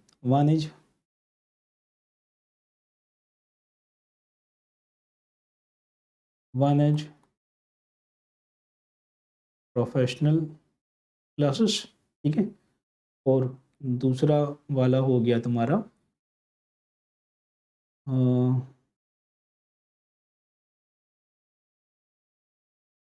पर्सनैलिटी डेवलपमेंट या फिर वैसा कुछ, ठीक है। अपना अगर दो अलग अलग सेगमेंट है, तो अपने अगर अपना दो अलग अलग सेगमेंट है, तो क्या अपने बोल सकते हैं कि ये जो अपना कॉस्ट है, ये पूरा प्रोफेशनल क्लास वाला सेगमेंट के लिए लगा है? क्या आपने ये बोल सकते हैं? अगर अपने फाउंडेशन इंटर का कंबाइंड कैंपेन कर रहे हैं, तो फाउंडेशन और इंटर लेवल पे वो इनडायरेक्ट है। लेकिन अगर मानो कि अपनी प्रोफेशनल क्लासेस भी कर रहे हैं और अपने पीडी क्लासेस भी कर रहे हैं, है ना, पर्सनैलिटी डेवलपमेंट क्लासेस भी कर रहे हैं, ग्रूमिंग क्लासेस कर रहे हैं, वहाँ पे अपने जीडी करवा रहे हैं या फिर अपने इंटरव्यू करवा रहे हैं या बाकी चीज़ करवा रहे हैं, तो क्या आपने बोल सकते हैं कि ये जो अपना 25,000 का खर्चा है, ये पूरा का पूरा प्रोफेशनल क्लास वाला सेगमेंट के लिए लगा है? This is nothing to do with PD. क्योंकि अपने वो जो एड रन कर रहे हैं, उसमें अपने बोल रहे हैं भाई फाउंडेशन पढ़ो, इंटर का अकाउंट्स पढ़ो, राइट? तो ये तुम्हारा इनडायरेक्ट था, ये जो खर्चा था वो इनडायरेक्ट था to foundation class, this was indirect to CA inter accounts class, लेकिन this is direct to professional class. तो कोई भी खर्चा डायरेक्ट भी हो सकता है, इनडायरेक्ट भी हो सकता है, डिपेंड करता है कि अपना देखने का नज़रिया क्या है। Is this point clear? ये एक इंपॉर्टेंट पॉइंट था जो को समझाना था कि कोई भी खर्चा है जो डायरेक्ट भी हो सकता है, इनडायरेक्ट भी हो सकता है, डिपेंड करता है कि अपने किस एंगल से उसको देख रहे हैं।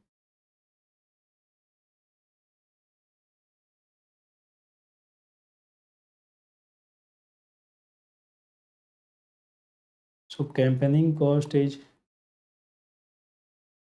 Indirect for CA Foundation and CA Inter, but direct for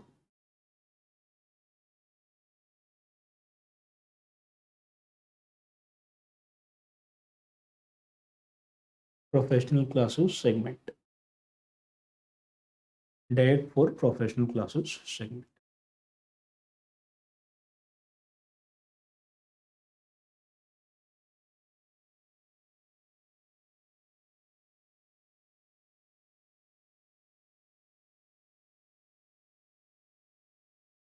ये तुम लोग का नोट करना बाकी है अभी, है ना, ये मैं कराता हूँ।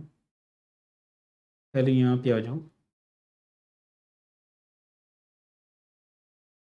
हम्म डायरेक्ट कॉस्ट और ट्रेसिबल कॉस्ट, राइट? जिसको अपने ट्रेसिबल का मतलब क्या होता है, जिसको अपने डायरेक्टली एलोकेट कर सकते हैं, are the cost that have direct relationship with a unit of operation, that is they can be easily and directly identified or attributed to a particular product, operation और प्लांट। ये ध्यान रखना, right? Product पे allocate कर सकते हैं या फिर ऑपरेशंस पे या फिर प्लांट पे। तो देखने का नज़रिया अपने प्लांट लेवल पे देख रहे हैं, ऑपरेशन लेवल पे देख रहे हैं, प्रोडक्ट लेवल पे देख रहे हैं, है ना। बाय डिफ़ॉल्ट अपने जो बात करते हैं आम भाषा में, अपने प्रोडक्ट के एंगल से देखते हैं कि डायरेक्ट क्या है, इनडायरेक्ट क्या है। लेकिन अगर अपने डिपार्टमेंट के लेवल पे देखें, कंपनी लेवल पे देखें, तो जो इनडायरेक्ट है वो डायरेक्ट हो सकता है। For example the salary of a branch manager when the branch is costing unit as a direct cost. यहाँ पे एक दो स्टेटमेंट लिख लो।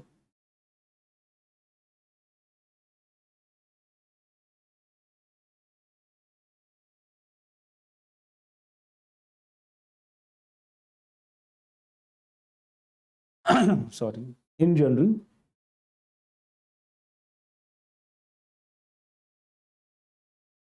we talk of direct cost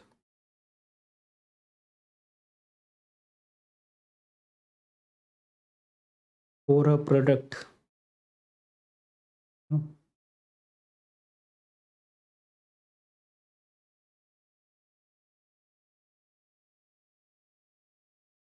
a cost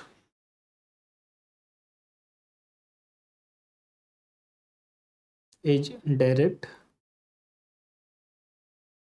और indirect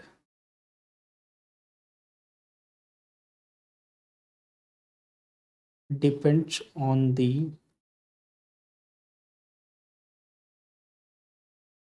point of view.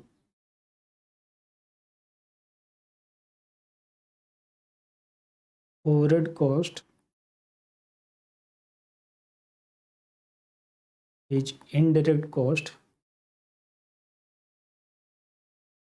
with respect to product, but can be direct cost with respect to department.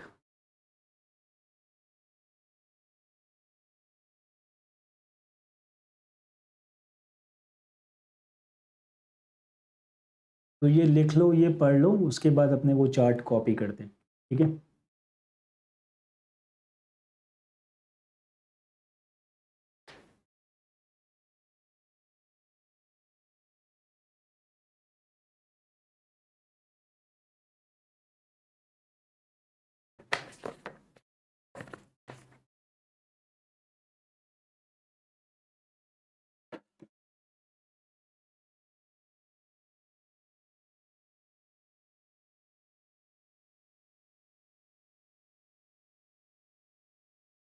हो जाए तो बताना। With respect to WRT।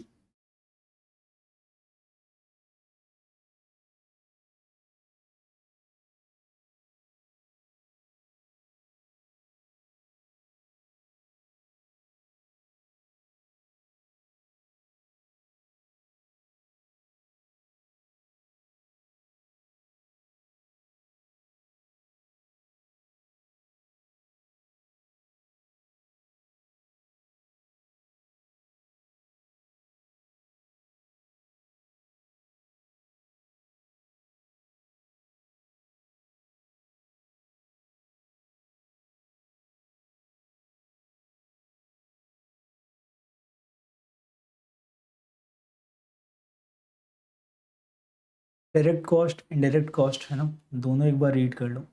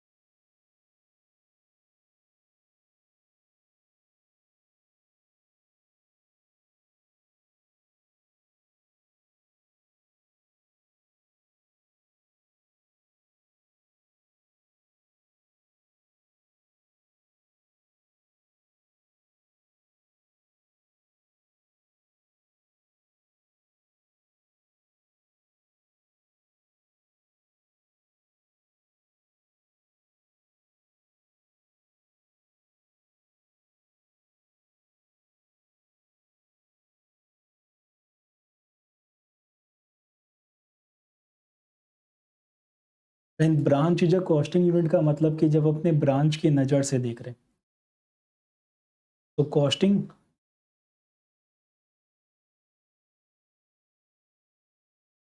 देखो दो इम्पॉर्टेंट कॉन्सेप्ट होते हैं। एक होता है कॉस्ट सेंटर और एक होता है प्रॉफिट सेंटर। ये बहुत बहुत काम का डिस्कशन है, सुनना एक बार, है ना। तो और समझने का कोशिश करना कि अपने को, है ना, नॉर्मली तुम लोग अपने सुनते हैं कि कमाऊ पूत सबको अच्छा लगता है। Have you heard of this statement कि कमाऊ पूत सबको अच्छा लगता है? सुना है कभी इसके बारे में? है ना, मतलब जो पैसा लेकर आ रहा है ना, वो सबको अच्छा लगता है, राइट। इसका मतलब ये होता है कि जो जो अर्निंग मेंबर है, जो पैसा लेकर आ रहा है ना, वो सबको अच्छा लगता है। तो वैसे ही क्या होता है कि अपने जब बिजनेस कर रहे हैं, तुम सोचो तुम्हारे एक दुकान है, राइट, और उसमें एक सेल्समैन है ना। तुम्हारा दुकान में दो बंदा है, एक सेल्समैन है और एक मुनीम जी है। तो जो सेल्समैन है वो क्या करता है, वो डेली सुबह जाता है और तुम्हारा माल बेच कर आता है। जो सेल्समैन है वो क्या करता है, डेली सुबह जाता है, तुम्हारा माल बेच कर आता है। तो तुमको क्या है, सेल्समैन का इंतजार रहता है, राइट, कि आज कितना सामान बेचेगा। वो ज़्यादा सामान बेचेगा तो तुम ज़्यादा कमाएगा, राइट। जब तुम कनेक्ट कर पा रहे हो कि तुम्हारा जो सेल्समैन है वो ज़्यादा सामान बेचेगा तो तुम ज़्यादा कमाई कर पाएगा। तो सेल्समैन क्या कर रहा है, तुम्हारा कमाई को बढ़ा रहा है। जो सेल्समैन है वो तुम्हारा कमाई को बढ़ा रहा है अपना एफर्ट से। तो अपने सेल्समैन को बोलते हैं प्रॉफिट यूनिट, या उसको अपने बोलते हैं प्रॉफिट सेंटर। जो मुनीम जी है वो सामान बेचता है क्या? नहीं, वो सामान नहीं बेचता। वो क्या करता है, वो खाता में एंट्री करता है, राइट? तो क्या वो तुम्हारा कमाई बढ़ा रहा है? नहीं, है ना? बल्कि तुमको मुनीम जी को पैसा देना होता है। तो तुमको लगता है यार दिन भर बैठ के तो खाता पत्तर करता है, अपने को इसको इतना रुपया देना पड़ता है, ये काम तो हम ही कर लेता है, ये है ना? ये सारा थॉट्स कभी मन में आ सकता है, यार इसको इतना रुपया देते हैं, है ना? लेकिन सेल्समैन का भी कभी वैसा थॉट नहीं आएगा, क्योंकि सेल्समैन क्या है, तुमको पैसा ला कर दे रहा है। तो सेल्समैन हो गया प्रॉफिट सेंटर, मुनीम जी क्या हो गए, कॉस्ट सेंटर। देखो मुनीम जी भी ज़रूरी है, मुनीम जी नहीं होगा तो खाता पत्तर कौन करेगा, खाता पत्तर नहीं होगा तो अपना अकाउंट से रेडी नहीं होगा, अपना टैक्स रिटर्न ठीक से नहीं लगेगा, तो लीगल कॉस्ट आएगा, उसके बाद लीगल कंप्लायंसेस नहीं होगा तो नोटिस आएगा, तो कॉम्प्लिकेशंस होगा। तो अपने को सर्वाइव करने के लिए मुनीम जी ज़रूरी है। लेकिन कभी भी अपने मुनीम जी को देखते हैं ना, थोड़ा सा वैसा लगता है यार, इतना खर्चा लग रहा है। सेल्समैन को देखते हैं तो लगता है यार ये पैसा ला के दे रहे हैं। तो that is the difference between profit centre and cost centre ना। तो जब अपने कॉस्ट यूनिट का बात करता है तो एज अ कोई ब्रांच, मतलब अगर अपने ब्रांच लेवल पे बात करें, भाई अलग अपने सामान बेचते हैं, अपना अलग अलग जगह ब्रांच हो सकता है ना? एक एक ब्रांच का अगर अपने को खर्चा निकालना है कि किस ब्रांच का कितना खर्चा हो रहा है, तो उस एंगल से अपनी बात कर रहे हैं कि अगर अपने ब्रांच लेवल पे किसी खर्चा को देखें तो वो खर्चा हो सकता है कि प्रोडक्ट का इनडायरेक्ट हो, लेकिन ब्रांच लेवल पे डायरेक्ट हो। वापस से अपने जो कपड़ा बना रहे थे तो उसमें धागा लग रहा था, धागा जो है वो शर्ट बनाने के लिए इनडायरेक्ट खर्चा है। लेकिन ऐसा अपना कपड़ा बनाने का चार पांच अलग अलग प्लांट है, एक अपना दिल्ली में है, एक तुम्हारा जयपुर में, एक पटना में, एक लखनऊ में, एक मुंबई में, अलग अलग जगह अपना प्लांट है। तो दो अपना जो लखनऊ वाला प्लांट है ना? अपना लखनऊ वाला प्लांट में जो कपड़ा बन रहा है, जो शर्ट्स बन रहा है, उसमें जो धागा लगेगा वो शर्ट के लिए इनडायरेक्ट होगा। लेकिन जो धागा का खर्चा है वो लखनऊ वाला प्लांट के अपने एंगल से देखे तो डायरेक्ट है। मतलब अपने हेड ऑफिस में बैठ के देखेंगे तो अपने क्या देखेंगे, लखनऊ वाला प्लांट में कितना टोटल खर्चा लगा। तो उस समय वो जो धागा का खर्चा वो लखनऊ वाला प्लांट के लिए डायरेक्ट हो जाएगा, कपड़ा के लिए स्टिल वो इनडायरेक्ट है। तो देखने का नजरिया है कि अपने किसके एंगल से देख रहे हैं, वो डायरेक्ट है या वो इनडायरेक्ट है। ये वाला कॉपी कर लो, ये हो गया कॉपी।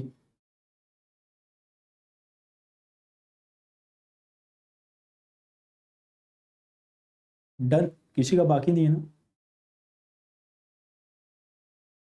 Okay perfect. एंड ये नीचे वाला,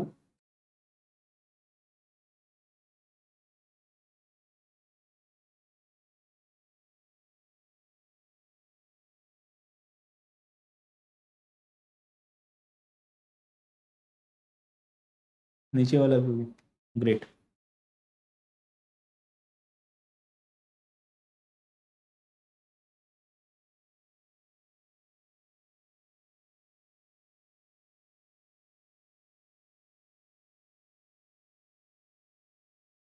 ओके, दूसरा अपने को बात करना है explicit cost and implicit cost, right? Explicit cost and implicit cost.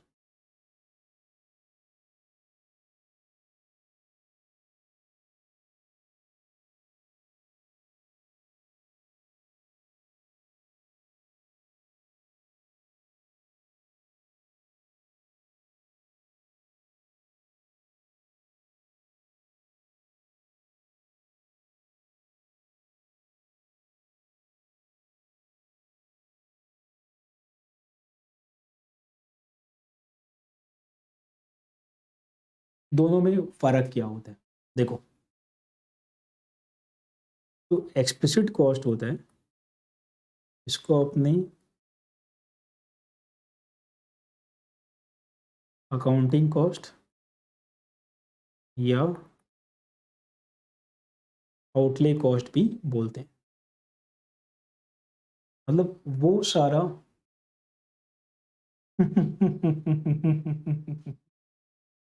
Crash, I was waiting for this question. तो एक्सप्लिसिट कॉस्ट जो है तुम्हारा, वो अकाउंटिंग कॉस्ट, एक्सप्लिसिट कॉस्ट जो है उसको अपने अकाउंटिंग कॉस्ट या आउटले कॉस्ट भी बोलते हैं, ठीक है। मतलब वो सारा खर्चा जो अपने एक्चुअली इनकर कर रहे हैं, इसका अपना पॉकेट से पैसा जा रहा है, ध्यान रखना है ना। एक्सपेंसेस एक्चुअली इनकर्ड, ये क्या हो गया, एक्सपेंसेस, एक्सपेंसेस एक्चुअली इनकर्ड, ठीक है। सो एक्सपेंसेस एक्चुअली इनकर्ड का मतलब क्या हुआ भाई, सैलरी हो गया, राइट, ये अपना लगता ही है, इलेक्ट्रिसिटी हो गया, देन तुम्हारा रॉ मटेरियल्स हो गया, इन सारा को अपने क्या बोलते हैं, इन सारा को अपने बोलते हैं एक्सप्लिसिट कॉस्ट। क्लियर। ये एक इंपॉर्टेंट कॉन्सेप्ट है, ध्यान से सुनना। What is implicit, what is implicit cost, right. तो देखो एक ना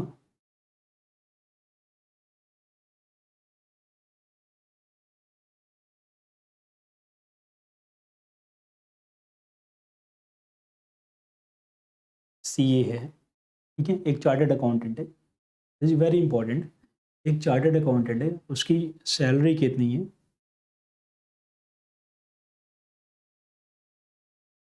salary is 40 lakhs per annum, ठीक है। तो ये उसको मिल रहा है, he is working in some industry, वो भी जॉब कर रहे हैं, वो अभी जॉब कर रहे हैं। अब ये सोच रहे हैं कि भाई इसको ना प्रैक्टिस करना है,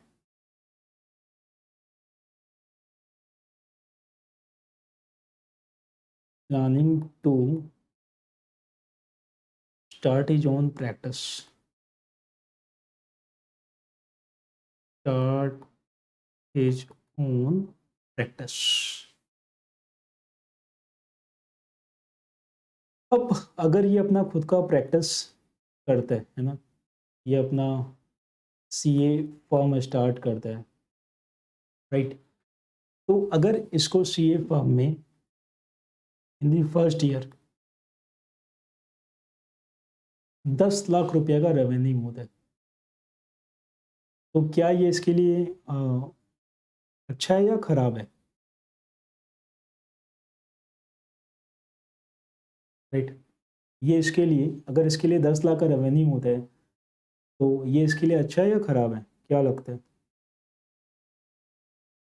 खराब है, भाई बहुत खराब है, क्योंकि पहले कितना कमा रहा था, 40 लाख, अभी कितना कमा रहा है, 10 लाख, राइट।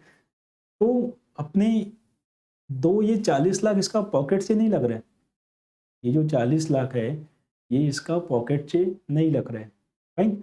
लेकिन स्टिल इसका कॉस्ट तो है, तो -40, तो 30 का इसको लॉस हो गया, 30 का इसको लॉस हो गया।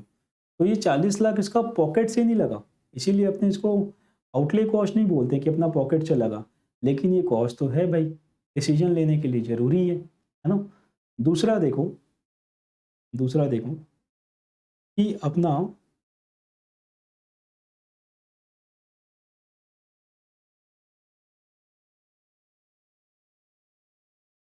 दिल्ली में सीपी के अंदर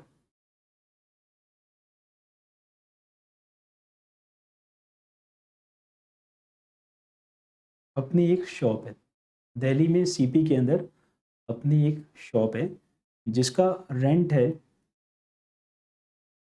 10 लाख पर महीना का, ये अपना इनकम है,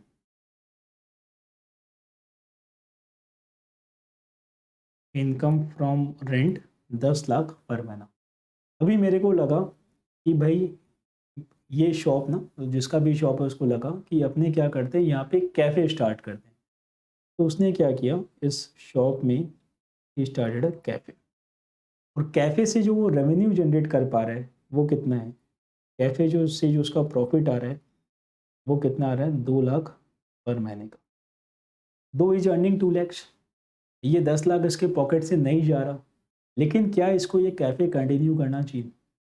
अगर वो उस शॉप को रेंट पे देता है तो क्या होगा? उसको 10 लाख रुपया मिल रहा है, एक्चुअली में मिल रहा था। कैफ़े में उसके पास कितना आ रहा है? 2 लाख रुपया आ रहा है, राइट?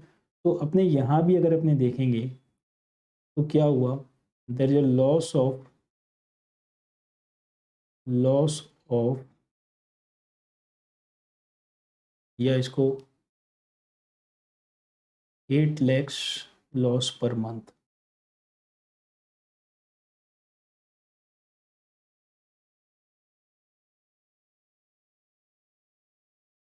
ये इसका 8 लाख रुपया हर महीना का नुकसान है, राइट?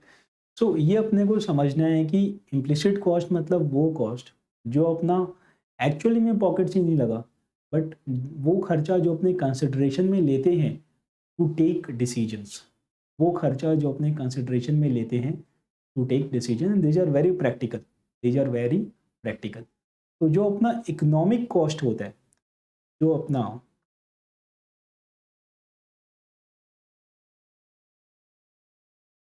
इकोनॉमिक कॉस्ट होता है वो होता है इम्प्लिसिट कॉस्ट प्लस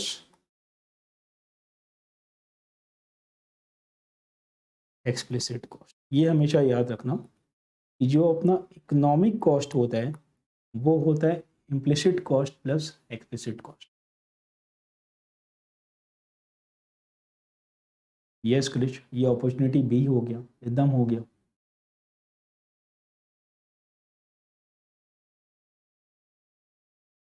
तो उसको अपने अपॉर्चुनिटी कॉस्ट से भी रेफर करते हैं। ये हो गया, नोट कर लिया।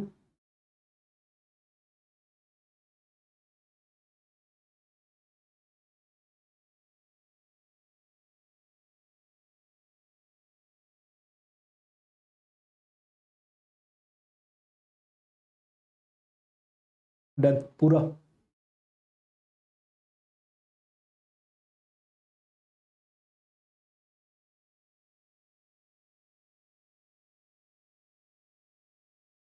Okay,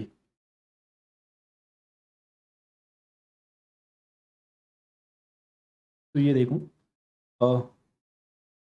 cost is total expenditure incurred in producing a commodity. Economic money cost includes both explicit and implicit. Explicit costs are the total money expense incurred by a firm in producing a commodity. They include wages, salary of labor, cost of raw material, expenditure on machine, equipment, depreciation and obsolescence, charges on machine, building and other capital goods, rent on building, interest on capital, expenses on power, light, fuel, advertisement and transportation, insurance, and all type of taxes. Right? ये मतलब ये सारे examples अपने को दिया हुआ है। इसका मतलब ये नहीं कि बैठ के अपने को लिस्ट याद करना है, अपने को समझना है जहाँ भी अपना पैसा जा रहा है। Basically, these are the accounting costs which an entrepreneur takes into consideration in making payment to the various factor of production. These are also known as accounting cost that an accountant record in firm's book. ठीक है, ये अपने पहले लिख चुके हैं। Yes, PL trading PL का items. Right.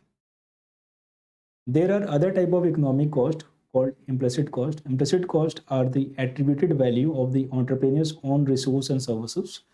The salary of the owner manager, salary of the owner manager, right? जो आदमी अपना नौकरी छोड़ा 40 लाख का और 10 लाख प्रैक्टिस में कमा रहा है, तो 40 लाख का बात हो रहा है।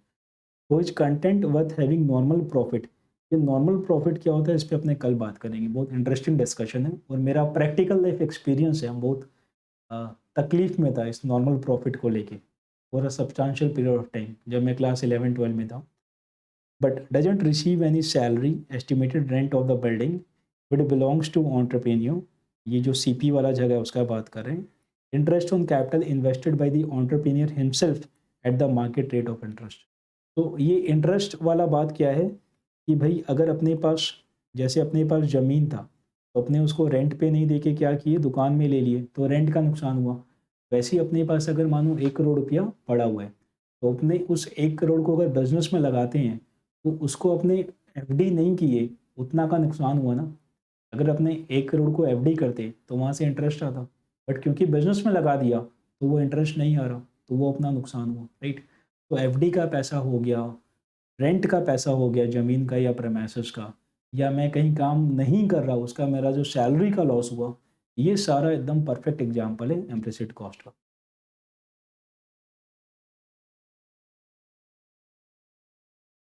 यस हमेशा बताओ।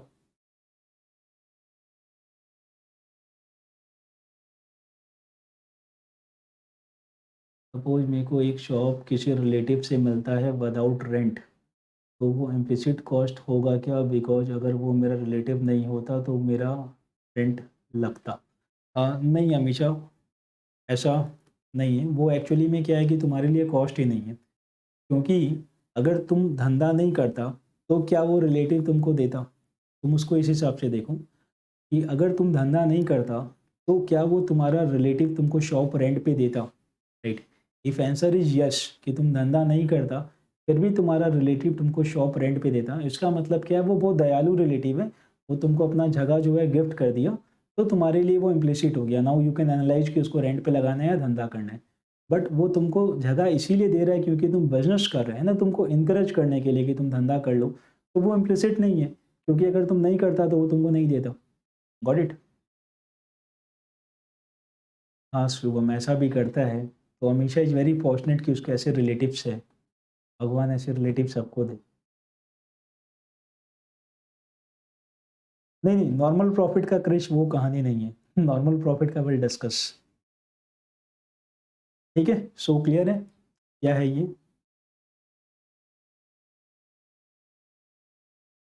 एग्जाम्पल एक बुक में पढ़ा था लेकिन समझ में नहीं आया, अभी समझ में आया? मतलब समझ में भी आना चाहिए, दिल में भी आना चाहिए, आया कि नहीं जल्दी बोलो। अभी भी समझ में नहीं आया? अरे राम, देख, तेरा ना रिलेटिव है, मान ले कि शुभम ना तेरा रिलेटिव है, ठीक है? देख, ध्यान से सुन, शुभम तेरा रिलेटिव है। छोड़ ना, अभी अभी अभी बुक को साइड कर, अभी जो बोल रहा है उसका बात सुन। कि शुभम तेरा रिलेटिव है, पहले मान लिया क्या तुम? जैसे शुभम से उम्मीद नहीं है कि वो जगह देगा, लेकिन फिर भी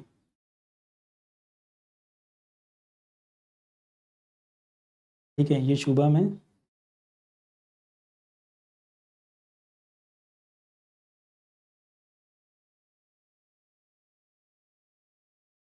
ये हमेशा है।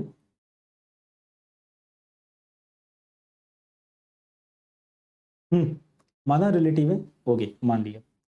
अभी शुभम का ना ये जगह है, ये शुभम का एक जगह है, right? Now tell me, now tell me one thing, right? फटाफट रिप्लाई करना, देखो है ना, we are short of time.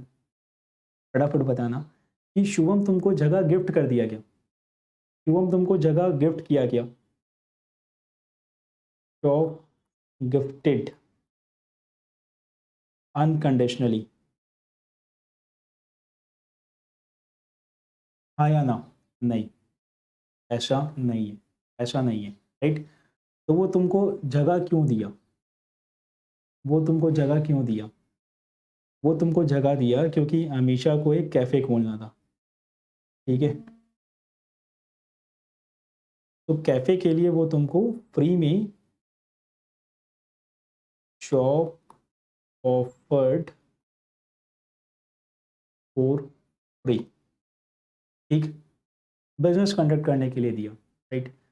तो अभी क्या हो रहा है, अभी क्या हो रहा है कि तुमको वो जो जगह मिला है ना, वो जगह का नॉर्मली क्या कॉस्ट होता? अगर मान लो तुम बिजनेस नहीं करता, तो तुम क्या उस जगह से कुछ ले पाता क्या? अगर अगर मानो कि तुम बिजनेस नहीं करता, तो तुमको कुछ जगह से कुछ मिलता क्या? नहीं, डेफिनेटली नहीं मिलता, राइट? तुमको डेफिनेटली कुछ भी नहीं मिलता। तुम समझ कि, है ना, अपने जो ऊपर एग्जांपल बात कर रहा था, ये एक सीए था, है ना, ये सीए था, राइट, जो कि 40 लाख का जॉब कर रहा था और फिर वो अपना सीओपी स्टार्ट किया।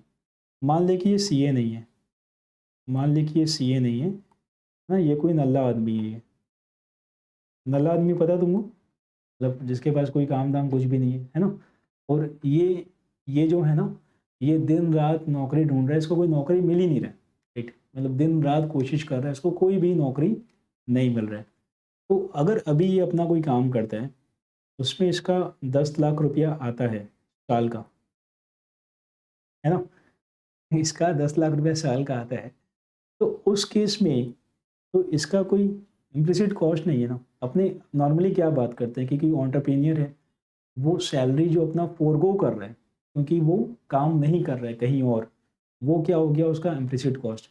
लेकिन ये तो नल्ला आदमी है, तो कोई काम ही नहीं मिल रहा है ना, उसका जीवन बीत गया, वो कहीं काम नहीं मिला, तो इसका तो कोई इम्प्लिसिट कॉस्ट ही नहीं है क्योंकि कुछ मिला ही नहीं है इसको। Got it. तो यहाँ पे क्या है, देयर इज़ नो इम्प्लिसिट, तो अपना 10 लाख का फ़ायदा हो गया। वैसे तुम यहाँ पे देख, ये जो अपने को शॉप मिला, इसका तेरे लिए कोई इम्प्लिसिट कॉस्ट है क्या? मतलब तुम अगर ये बिजनेस नहीं करता तो तुम इस दुकान का क्या कर लेता? कुछ नहीं कर पाता। शुभम तेरे को देता ही नहीं है दुकान।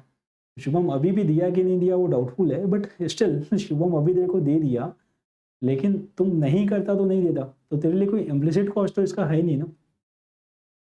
Got it? समझा बात को? प्लीज हमेशा हाँ बोल दें।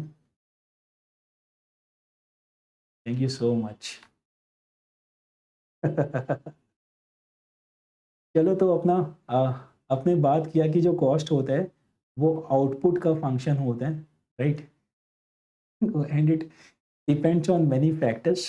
जैसे तुम्हारा जितना भी फैक्टर ऑफ प्रोडक्शन है उसका कॉस्ट पे वो डिपेंड करता है। जनरली अपने बोलते हैं cost is a function of output. अलग अलग तरह का कॉस्ट होता है। फिक्स मतलब जो कि आउटपुट पे डिपेंड नहीं करता, शॉर्ट रन पे फिक्स है, लॉन्ग रन में एवरीथिंग इज वेरिएबल। वेरिएबल जो आउटपुट पे डिपेंड करता है, फिक्स प्लस वेरिएबल तुम्हारा मिला के हो गया टोटल। स्टेप लैडर मतलब कि जो एक लेवल ऑफ आउटपुट के लिए फिक्स रहता है फिर बढ़ जाता है। जैसे स्कूल बस का आपने बात किया था, एग्जामिनेशन हॉल का आपने बात किया था, ठीक है। उसके बाद डायरेक्ट इनडायरेक्ट। डायरेक्ट मतलब जो कि डायरेक्टली ट्रेसिएबल है टू अ प्रोडक्ट डिपार्टमेंट और ऑपरेशन प्लांट, जो भी जनरली अपने एक प्रोडक्ट के लेवल पे उसको देखता है। We can see from a department level, branch level, company level, जैसा भी अपना मन है। तो जिसको अपने डायरेक्टली एलोकेट कर सकता है वो डायरेक्ट है, जिसको नहीं कर सकता वो इनडायरेक्ट है। तो ओवरहेड कॉस्ट अगर अपने प्रोडक्ट के लिए बात करें तो it can be indirect, but अगर अपने डिपार्टमेंट के लिए बात करें तो it can be direct. Explicit implicit, explicit मतलब अकाउंटिंग कॉस्ट, वो सारा खर्चा जो अपने एक्चुअली इनकर करते हैं, तो अपने बोल सकते हैं ट्रेडिंग फील्ड का सारा आइटम इज एक्सप्लिसिट। इम्प्लिसिट मतलब वो खर्चा जो अपने इनकर नहीं किया but that we take in to consideration, right, while taking some decisions. जैसे कि कोई आदमी जिसको 40 लाख का नौकरी मिल रहा था, छोड़ के वो धंधा किया, तो वो हमेशा देखेगा कि वो 40 लाख से ज़्यादा कमा रहा है या नहीं कमा रहा है। भाई ये था अपना आज का कॉस्ट का डिस्कशन, बाकी वाला पार्ट अब कल करते हैं, ठीक है। Okay, tata, bye bye.